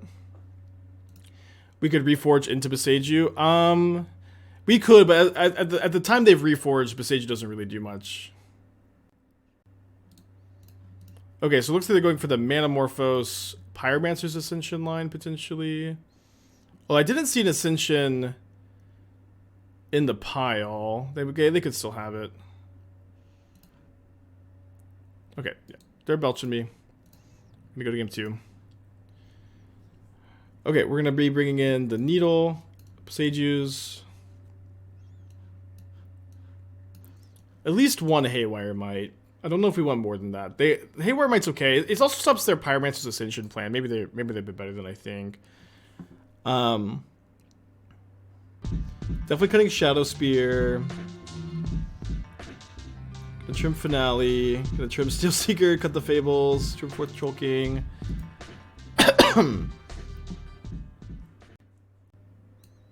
They just played 2 Mite. Alacrin, 12 months. Well, I'm really just not going to keep a hand without Boseiju, and I would really prefer to have Boseiju plus Wrenn. But now they're up to the 4 of each. That is a lot more of a plan. Spellbomb for Magus. We have Asmo for Magus. I'm not really scared of Magus at all. Thank you, Alacrin. Glad you're liking the stream still. Not streaming lands. You brought in 3. I did not bring in 3 lands. I thought I brought in 3 spells. I'm going to channel Boseiju every single time in this match. These are not lands. I am only going to channel them. It's, you know, 1 or 2 mana Stone Rain that you can recur.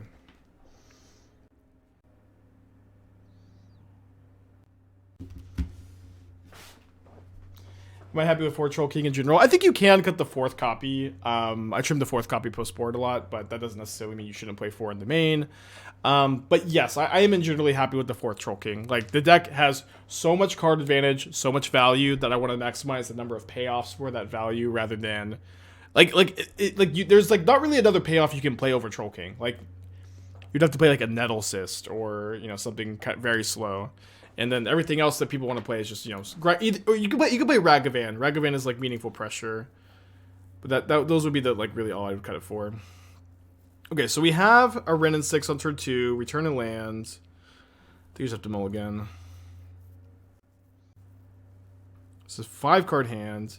I mean, any hand with Wrenn and Six Boseiju is just so much better on 4.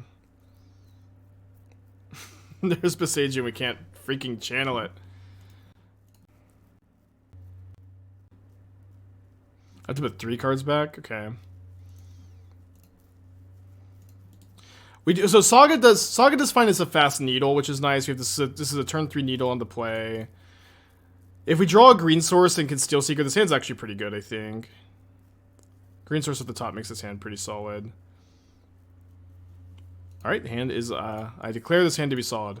They can actually kill us on turn 2, which would be lame. But I think I'm almost definitely supposed to play this on this Mold 4. The second hand was perfect. What was wrong with the second hand? The last hand had Needle? Maybe I'm hyper-focusing. I feel like this hand is really good, though. Fuck. This honestly sucks that we Mold 4 with a hand of 2 Sagas and they just Magus me. So lame. I guess I could have got basic forest. You know, you lose some games, I guess.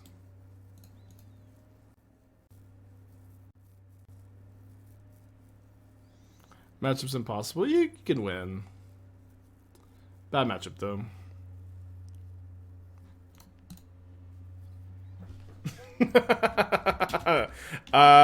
The only out.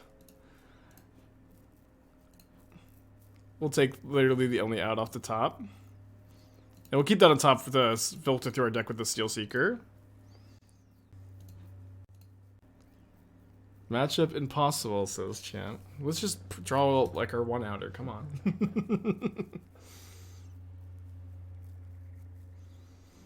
Okay. Strike it rich. Flashback, strike it rich. Getting close to Seagate Reborn, hard cast.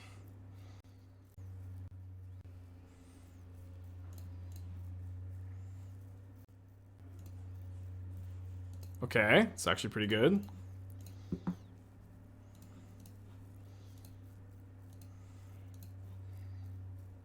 Another Steelseeker is not too bad.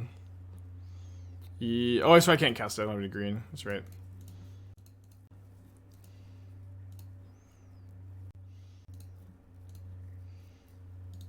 So we're looking for a forest or a Asmo or a Springleaf Drum. All of those are really good pickups. Make it an upkeep stop, I guess. Yeah, Steelseeker's insane. Just an amazing, amazing card. Huh. That's fine, actually. It's actually good. I just get to... Now I get to kill this, and then... My Boseijus are unlocked, although I guess they have so much mana that these Boseijus being unlocked isn't as relevant as I might like. Fury, pitch Ironcrag Feet. There you go. Well, that was fast. Thank you. Magus does not stop Boseiju's ability, no.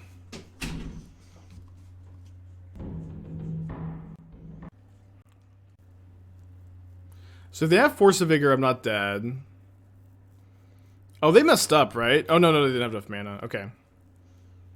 So I need to discard a card now so that I can cast my Asmo. They pitched Recross the Paths.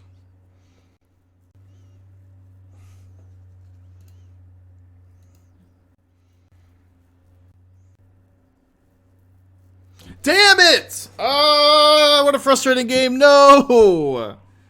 No. What a frustrating game. Can't do anything. Opponent says, see you in the showcase qualifier. GG's. See you in the showcase qualifier, kid. Yikes. Yeah, if I fetch Forest instead, gain some life, I'm gonna die. I'm dead. Belch is behind you. Okay, let's keep this. And he's a top deck, but we got to turn to Wrenn and Six. We got a Steelseeker. We're doing fine. And now we have an arch rival. I've done anything with Forge the Anchor. I saw Andrea play it. It looked okay. Like, so the thing about Forge the Anchor, I think it kind of has the reality heist problem, where you would love to have 16 artifact payoffs to be able to reveal with it. And the issue is there are only, like 12 good ones. So, like, you don't want to be revealing Urza or Imri or Thoughtcast as, like, a big artifact payoff. You need to reveal Cranial Plating, Thought Monitor, or Nettle Sentinel. These are the good payoffs to reveal. Because, like, revealing, you know, a bunch of, like, Ornithopters and Midmites is, you know, it's not nothing, but it's not going to accomplish as much as you would really need, if that makes sense. So that's the issue I have is I would just love for there to be another artifact payoff, not a like, you know, enabler to hit. And so I am kind of waiting really for them to print another one, if that makes sense. One Judge Try, I'm good to cast your Devil. I mean, you have treasure tokens, you have Goose, you have Drum. You could play it, would be very small. I've never played a format with CDGH. Modern, you're locked in on one deck when you enter a tournament for anything. Yes, as soon as you enter a tournament, you have to play the deck until the tournament is over, and then you also have to maintain like a strong identity correlated to that deck. So you could like you have to kind of make it your whole personality too. Is a pretty big part of it.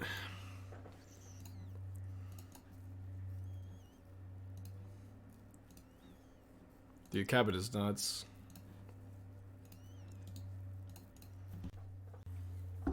What does that mean? So you pick Jund. You don't pick another deck. You pick Jund mid-range as your deck, and then you're like, "This is my personality is now about being the Jund guy. That's who I am. Is the Jund guy." Okay, so I could Boseiju next turn as a discard enabler for this Asmo. Yeah, but I guess they did have to play it non-basic, huh? I'm a Grixis guy, I think, yeah. Is Reality Heist just better than Forging the Path? I think that Forging the Path is a bit better. It's like, Reality Heist, it looks at the top 6, right? It kind of depends on how many cards, I can't remember. I think it's top 6, but like, get any from top 5 is better than just look at the top 6, I think. Okay, so they're going to Undying this, that's fine. Oh, okay, I drew Mutt, which is obviously a much better discard enabler. Let's just make them use that mana. Yeah, they're playing Scam. Which I think is like a favorable matchup. It's not as good as Murktide, but it's because they have better sideboard cards, but it's still fine.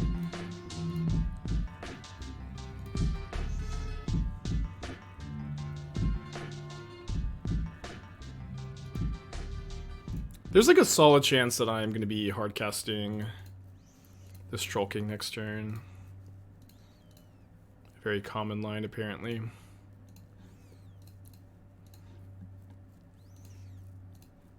I'm not going to use my Asmo activation yet. I'll just like block the Mud on the Ragavan. Okay, Turbo Trap Mill. This tech of Scheming Symmetry and Archive Trap has been around for a long time. It has like never really been good. It is something you can do. But it has also never been something I've been impressed by. I do agree, however, that founding the third path makes it better. Is definitely an upgrade to this take on mill. So I agree that revisiting it because of that is fine. I also think if you're kind of like built around Scheming Symmetry, if I'm going to be playtesting this at least, I just want to be jamming 4 in the main deck. I think I like 4 Symmetry, 3 Trapmaker Snare, 4 Trap. I think that's fine. Sorry about the barking dog. Thankfully Esther's off work this week. Compelling Argument seems bad to me. I like, cycling for 1 mana. I understand you cycle for 1 mana so that you can draw after you Scheming Symmetry. Maybe you do need like a critical density of draw effects, but I also think for the most part what you want to do is like Scheming Symmetry and then like just make the mill the top card that they put on top. I think that is going to be a more common way for you to enable this effect. Maybe I should steal. I mean, it probably doesn't really matter, to be honest, but I think I will Steelseeker this turn. Steelseeker, maybe equip Shadowspear, and then cast a Troll King next turn. We'd also just reanimate a Troll King, I guess. We'll see what happens.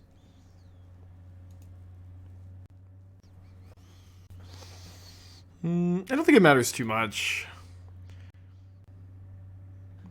Fractured Sanity seems way better to draw into trap card. Yeah, Fractured Sanity cycling for 2. Yeah, you just want to play that instead. I agree. Just play the full 4 of those. Okay, let's keep that on top.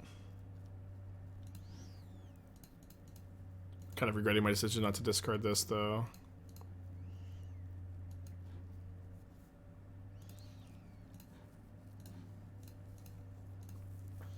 I think we'll be okay.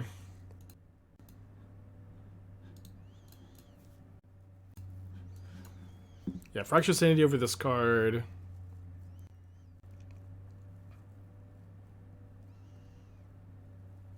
I'd probably just play the 4th Scheming Symmetry over the main deck Crypt Incursion. 1 bridge is fine. Oh, you're not playing any crabs? No crabs is interesting. Just being completely resilient to removal actually sounds kind of dope. I'm not sure if I like. I'm like down to like playtest it like this. I'm not 100% sure I'm like on board, but okay, I think this is my new sideboard plan. I cut 3 geese for these 3 artifact targets. I ended up cutting the veils. I didn't really feel like you need them that much. You can also play the second Boseiju, maybe. I kind of waffle back and forth on that. Let's try second Boseiju over 4th Troll King. I think you want 1 goose. Sideboard seems, pretty normal. I think those are my suggested changes. And this I would probably rank this deck tech like, you have an interesting idea. I do think that this idea is probably a little underexplored because of the founding the third path tech, and I would just recommend playtesting and maybe trying with crabs. But I think being like having like being completely resilient to removal is interesting.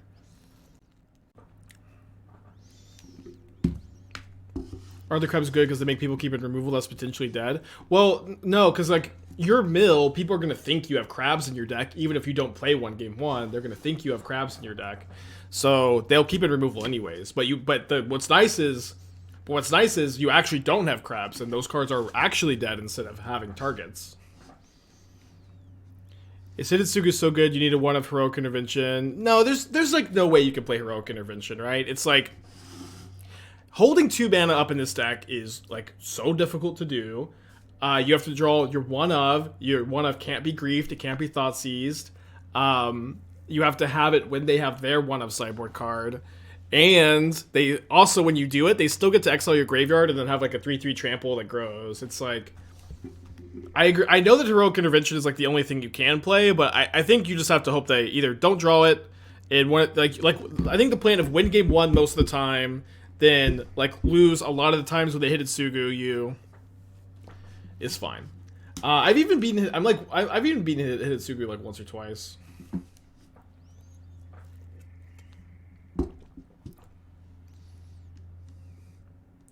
You played Ego and Esper turn sideboard. Is it because it's the best card for that effect, or because it's the easiest cast with blue-black requirements? I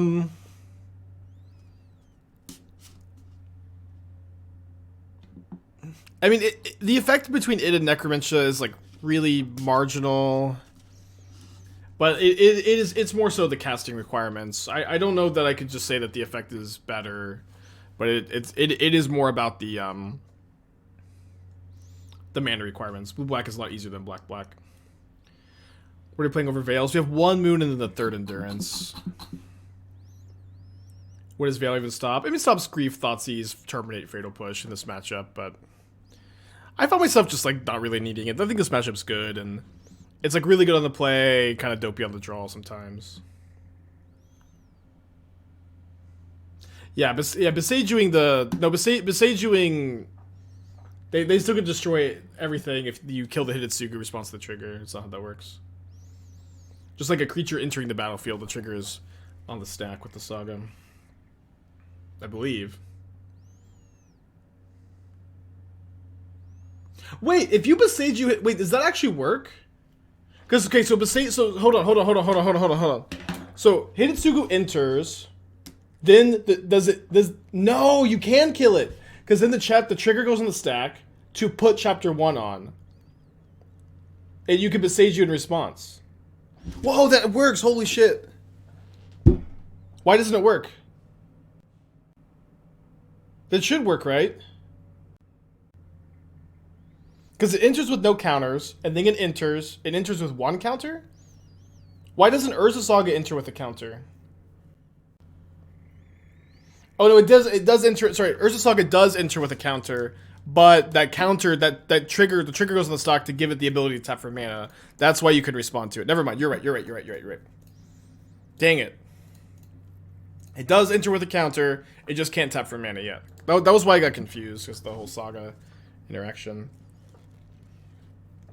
Dang, we almost got him, huh? We almost got those damn dirty Hitotsugus. Dang. I was so hyped for a second. Well, I guess if we had Lantern turn 1. Oh, this is the second time this has happened. This is the second time to me this has happened. They pitched the freaking Hitotsugu. I am like so happy when this happens. I am so happy when this happens. I don't care. Please untie your grief. Get this stupid card out of here.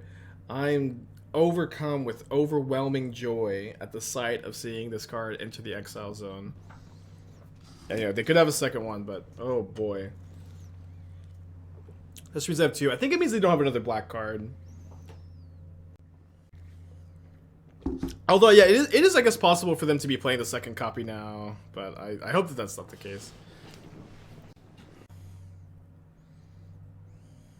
Okay, the last time it happened, they didn't have it, though. The last time this happened, they didn't have the second Hitotsugu.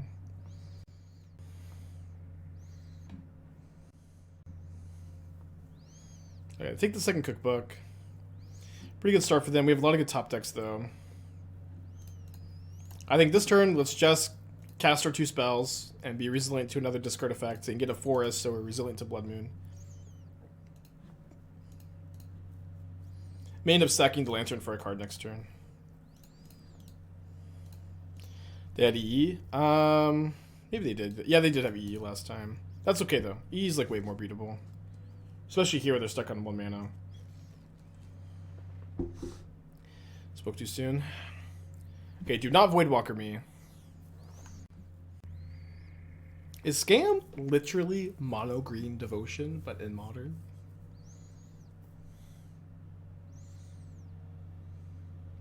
I think I have Kroxa. The Kroxa would be so good right now, or for me right now, for them just Kroxa. I was playing 2 at Dallas. It's something Scam does now and then. Yeah, I think so. Like, I think most people have just been playing 1, but You wrecked me with that. You wrecked me with it last time.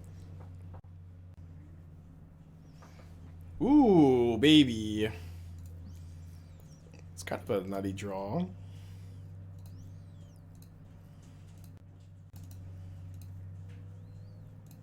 Why are people making this analogy? Two decks makes no sense. Like, it's just like, you just say something that makes no sense, and then, but it sounds divisive and like thoughtful, and then you just get likes on Twitter and stuff. I agree, it makes no sense. I really don't understand it, but I've heard several people like, you know, I think it was just like recently an upvoted comment on Reddit was my this is my guess. It was recently a comment on Reddit that got an upvote.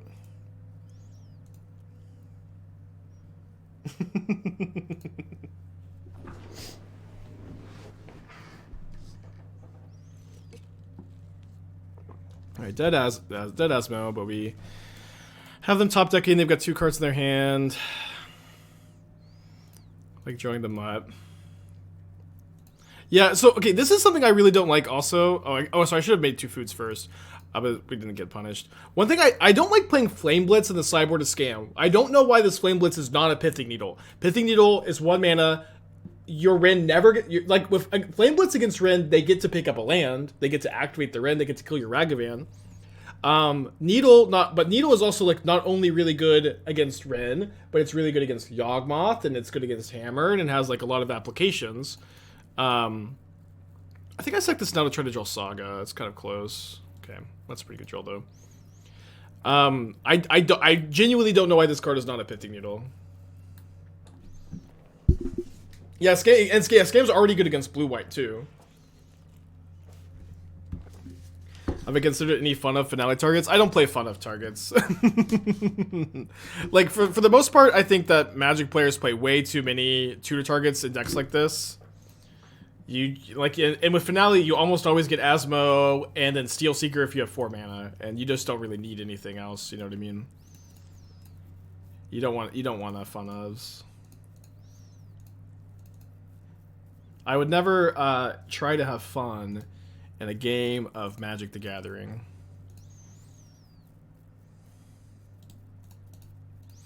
Also, speaking of fun, how is anybody done with God of War? I am stuck in side quest hell. This is my problem with the game. I'm incapable of not looting everything. I'm incapable of not doing all the freaking side quests. But yet, it's I really wish I was just playing the main story. We can keep this. Obviously we need a top deck, but we have a lot, you know, we have our engine. When you have your engine going, almost all your top decks are good, or a lot of your top decks are good. Steelseeker, Asmo, Finale, Mutt, Fable. Oh no! It's okay. No!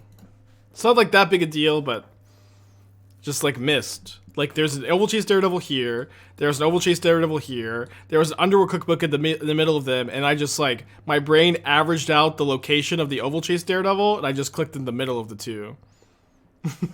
I just clicked in the middle of the 2. I just averaged out where there was. Golly. Yeah, field gold it.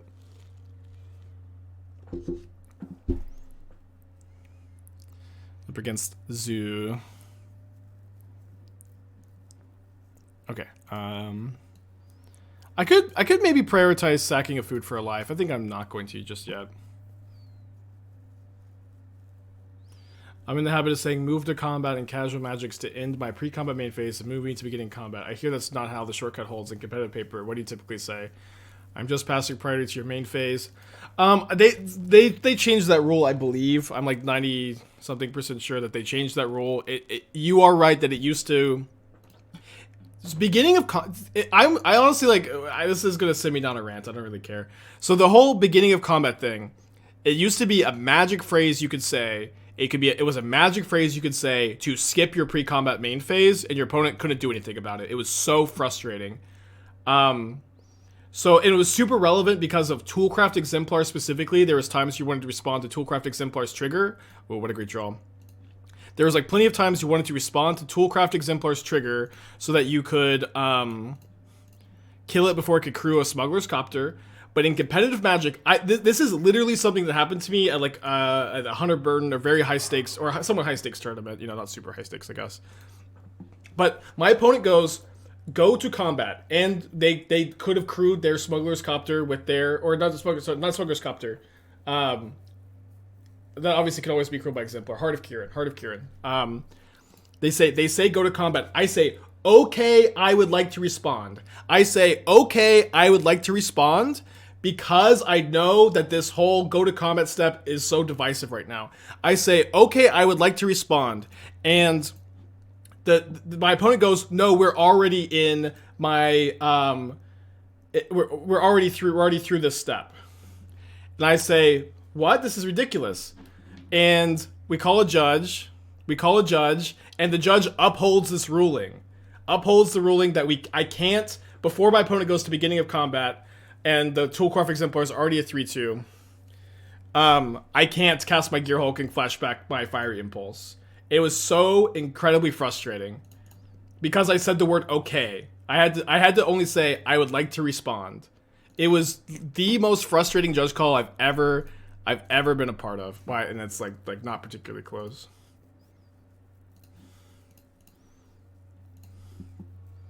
It happened to me. Yes, this was me. It happened to. I was like X and 1. I also lost the game because of it. It was so unbelievably frustrating. And they did they did change the rule later. It doesn't work like that anymore, to my understanding. But it was so upset. It was I appealed it, and the appeal didn't go through. And the judge is like, I know this is ridiculous. I'm like, you're a judge, please use your judgment. Okay, I'm gonna kill my own Asmo so I can cookbook it back, I think.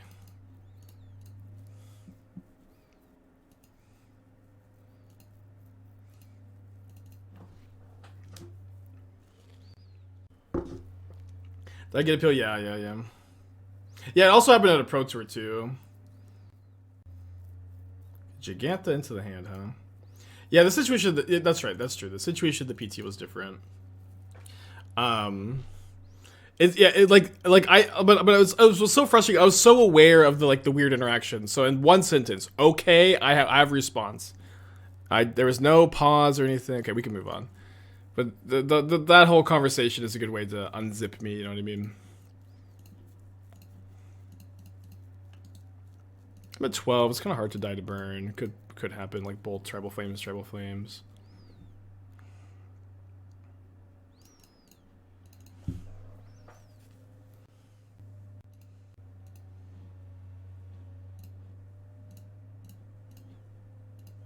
The downside that to avoid promised layer of laws to exist, so as that to work correctly. Yeah, I know. It's okay.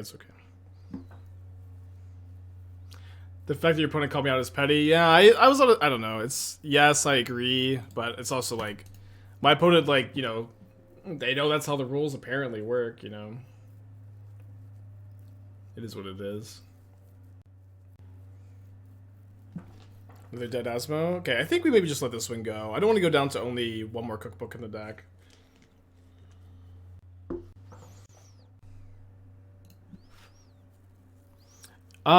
Trail of Crumbs was in our first draft. I think Trail's not very good.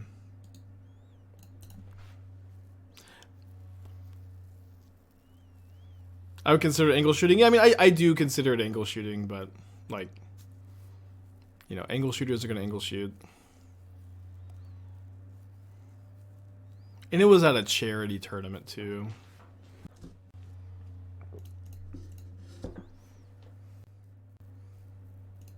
Yeah, I'm going to cast a Daredevil here if I don't draw anything better, and I don't draw anything better.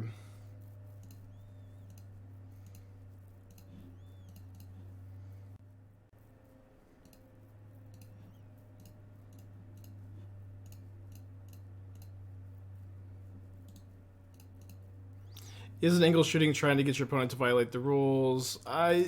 People have different definitions of angle shooting. Yeah, Trail would be a fine budget option over like Wrenn and Six specifically.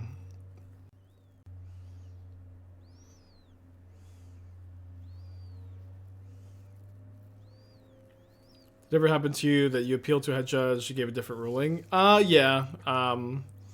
At a somewhat recent RCQ, I Alpine Mooned my Eldrazi Tron opponent, who tried to tap. My Eldrazi Tron opponent thought that Alpine Moon only turned off the ability of the Tron land you name to tap 4 mana. But it turns off all of them to tap for mana, and I couldn't articulate like why it worked that way. But I've also been casting Alpine Moon for years, and it's a very common interaction. But we called a judge who also couldn't figure out how it worked and ruled that Alpine Moon did not turn off Tron, but I appealed and the head judge did get it.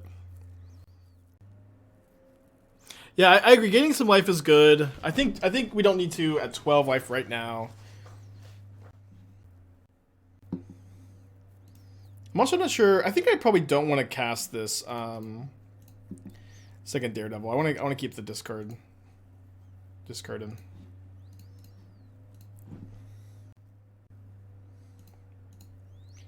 Yeah. Tron lands refer to the land types, and like I just kind of forgotten like if that was it or exactly how to articulate that, and so I just like we'll just call a judge, and it's okay. I mean, there's it is what it is. Also, not that big a deal. Isaac, 9 months. Thank you.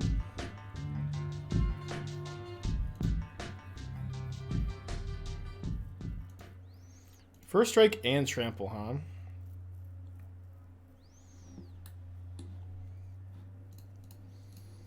So let's just gain 9. And I think I'll chump with the Mutt.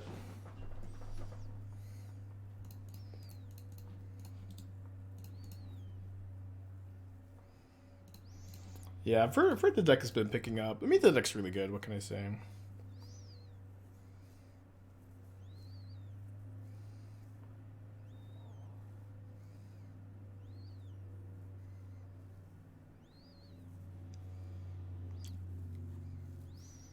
Thanks again, Heisenberg.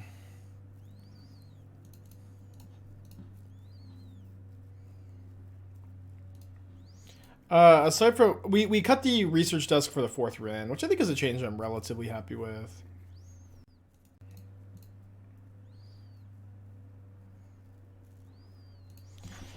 I think I'm equipping the Shadowspear onto the Ovalchase Daredevil here. I can still make a Saga token via the Gilded Goose. Thank you, PKP. I'm doing well today so far, despite getting unzipped.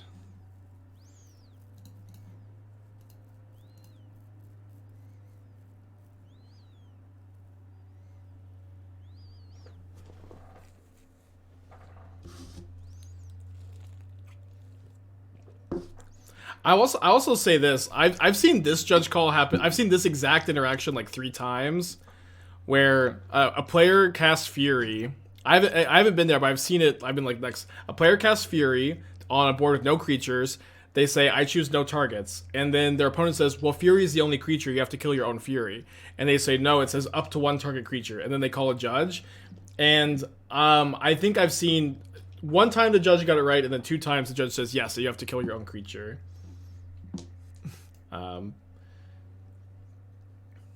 And I was like, oh, can I speak to you away from the table, judge? But then we eventually got it right, but it's, you know, it's okay. It's, you know, like one thing about the judges right now, and this is like at least from my understanding or my feeling of like what's going on with the judges. Judges used to play Magic back before COVID, and then with Wizards like really not being able to really pay them enough, and COVID happening, judges like just don't really play Magic anymore, or like they play EDH and they don't play 60 card formats that often, and they're just not as involved as they used to be, which is very understandable. You know what I mean? And also, like, yeah, this is another thing with like how many products are being released, is there's just so much to keep up with. It's just like every other Magic player, you cannot keep up with everything. Like for me, I just don't look at the Jumpstart stuff. I don't look at the EDH stuff. I don't look at most Secret Lairs. I just I just don't even look at it. And I think a lot of the judges are that way with like Modern and Pioneer.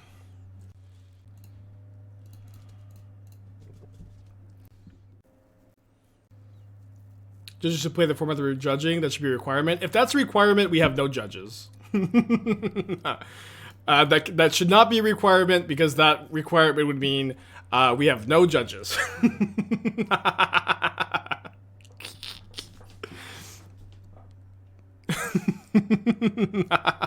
You know what I mean? It's just like... Oh, I might actually have no Saga targets. Shout out to the Mishra's research desk, huh?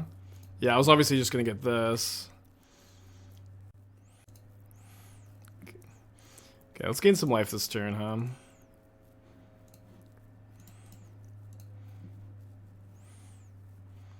Yeah, all judges play EDH, or most judges play EDH. But yeah, if you said in order to judge your Pioneer or Modern tournament, you have to play, the tournaments would not be staffed. The tournaments would not be staffed. Why did I cut the desk? So I ended up feeling like it was one too many Saga targets, and I just found myself not tutoring it very frequently at all. Like even here, I was like probably just gonna get the last cookbook, but I drew it for turn. You know, the 1 out of 38 chance.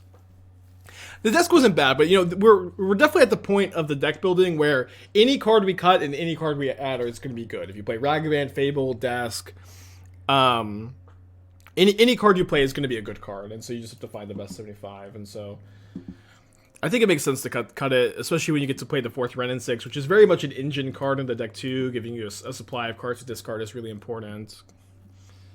You can loot away extra copies too sometimes.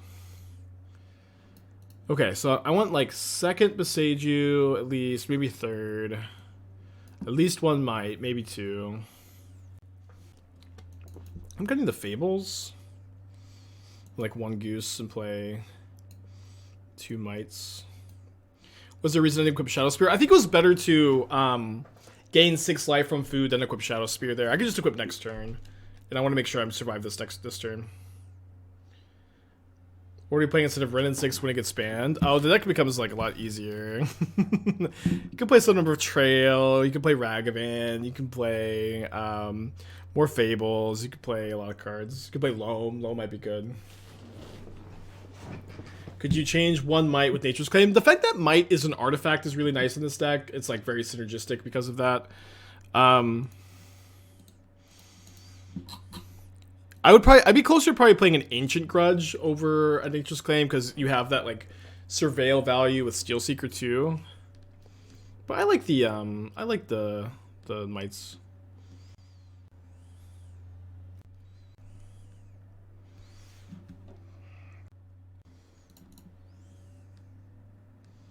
Is Fable not good enough to be a 4 of? So this is kind of exactly what I'm getting at. The deck is bursting at the seams. You can play, no matter what card you choose to be good, it's going to be good enough. Like, there are tons of cards that are good enough for this deck that don't make the cut because there's not enough room to play all of them. So, you can play 4 Fable, you can play less Troll Kings, you could play Ragavan, you could not play Ragavan. All of these cards are good enough for the deck. But the issue is, you can only play 60. And in my opinion, the deck is, I've said this a bunch today, bursting at the seams with card advantage.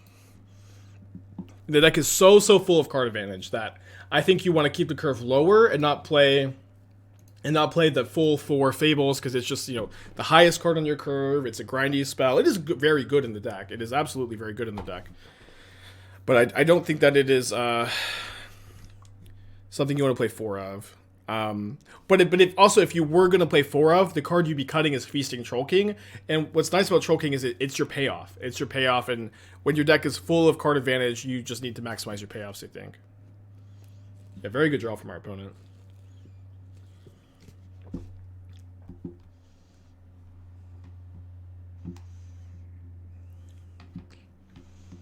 And they exile an Asmo, so their hand is good too. What happened to Omnath? They banned Yorion, thankfully. Dude, what a draw. Finale for Asmo. Play Asmo, block here, die. Okay, let's go game 3. What a draw.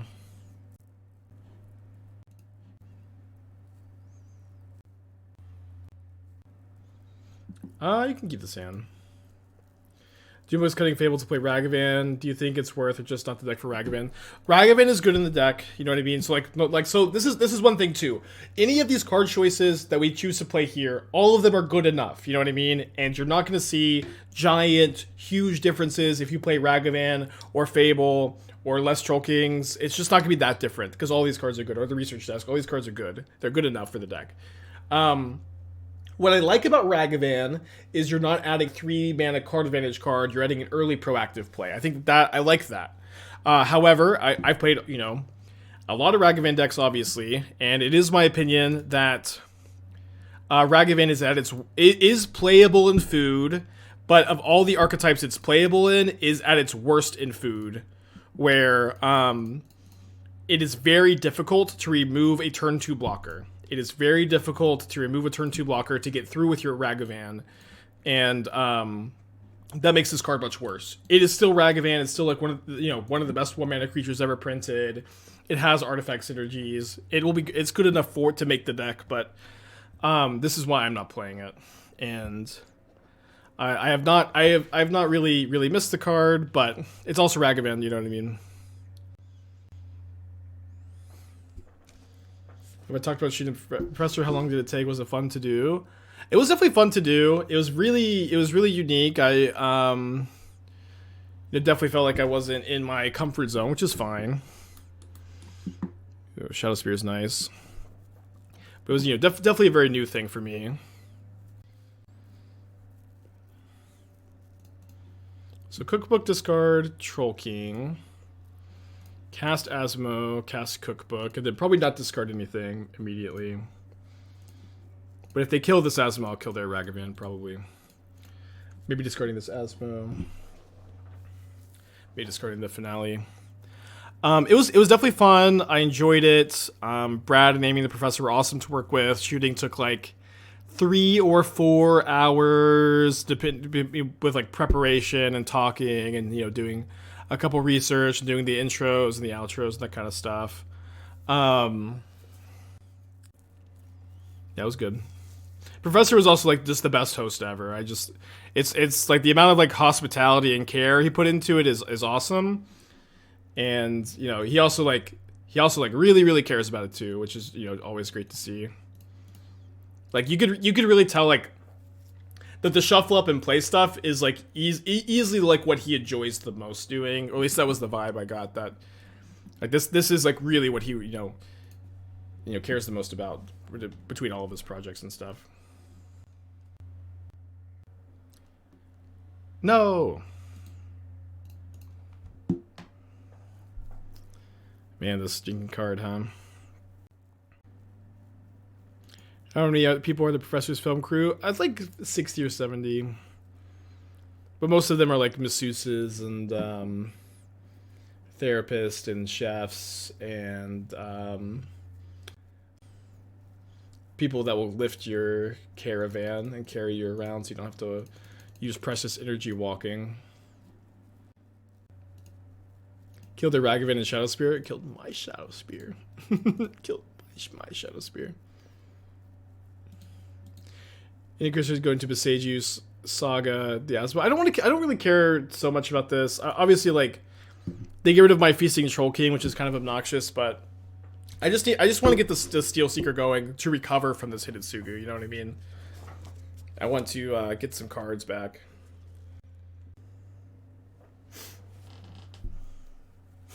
Yeah, professional deck shufflers. You're gonna play some Overwatch 2 on Discord with the boys. I've never played Overwatch. I'm also like playing through God of War right now, and I'm also dog sitting, so I don't really have time, I think. Okay, love that they killed the Asmo instead of the Steelseeker. One day. Amazing card to hit there. So we can go Mite. Return this. Okay, keep that on top, I think. Oh, if I keep that on top and cast Asmo, I shuffle it away. Okay, I think I still have to cast the Asmo.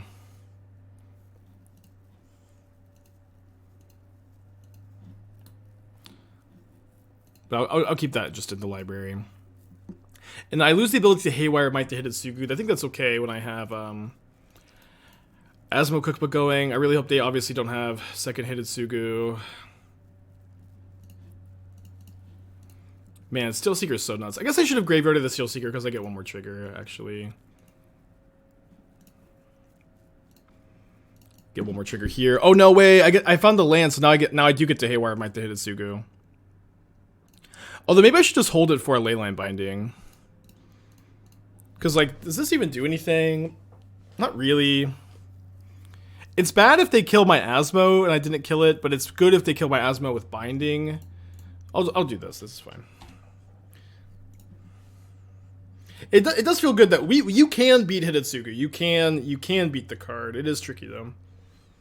This card is Steelseeker is also still nobody respects Steelseeker. People just will kill Asmo instead of it like every single time. Which I'm okay with. I'm okay with. Ah! What are you gonna do? If you can't beat the second Hitotsugu most of the time, I guess.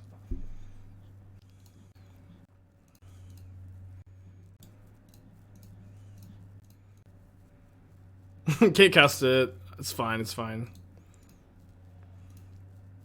No more cookbooks in the deck either is pretty bad, and no Shadowspear because they Ragavanned it.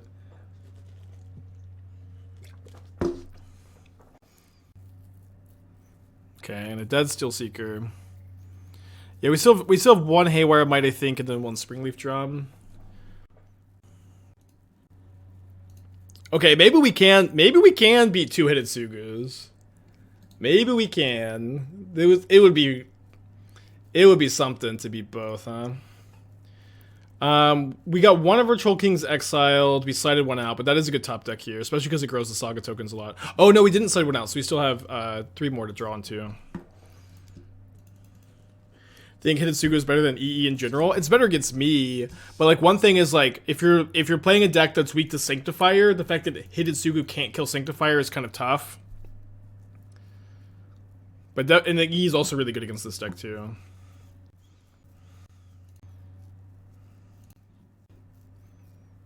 Didn't we beat a second Hitotsugu 5 on the challenge? I think we beat just 1. I don't think it was 2 that game. I think it was maybe Hitotsugu and explosives. Actually, I can't remember. Okay, so I still have a Haywire Mite and a Drum.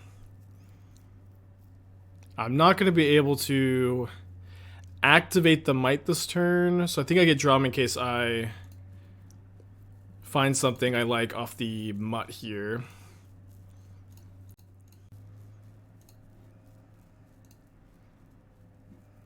I do like that. I'm just can't cast it for 1 extra mana though. I guess so can I attack with this construct? No, I think I need both of them back here. What a game. Yeah, so we can cast a Daredevil later. Cycles of Triumph. Yeah, imagine the third Hitotsugu. Oh boy. I'd laugh.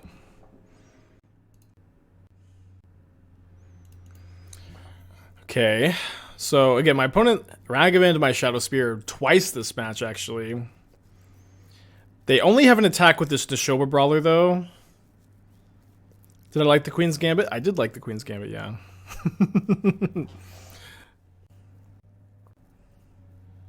I'm probably okay to trade a construct for a Brawler. I'm not sure. Okay, I love that they did an attack. Do you like Arcane? I loved Arcane, actually. Arcane was one of my favorite shows ever. And I'm not familiar with League. But it was one of my favorite shows ever.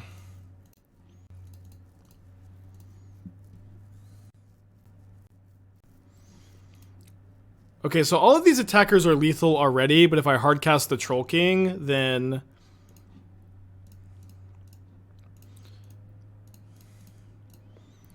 they're all 10/10s, and a Vessel giving lifelink doesn't work, so they need to block all 3 constructs. Although I guess this line loses to top deck burn spell because they just keep the Scion.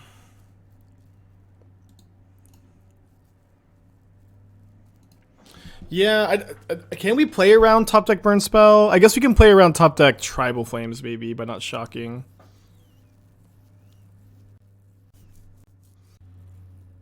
I like how you're deciding this after acting. I just got really excited. Obviously, me deciding afterwards is bad. You know what I mean?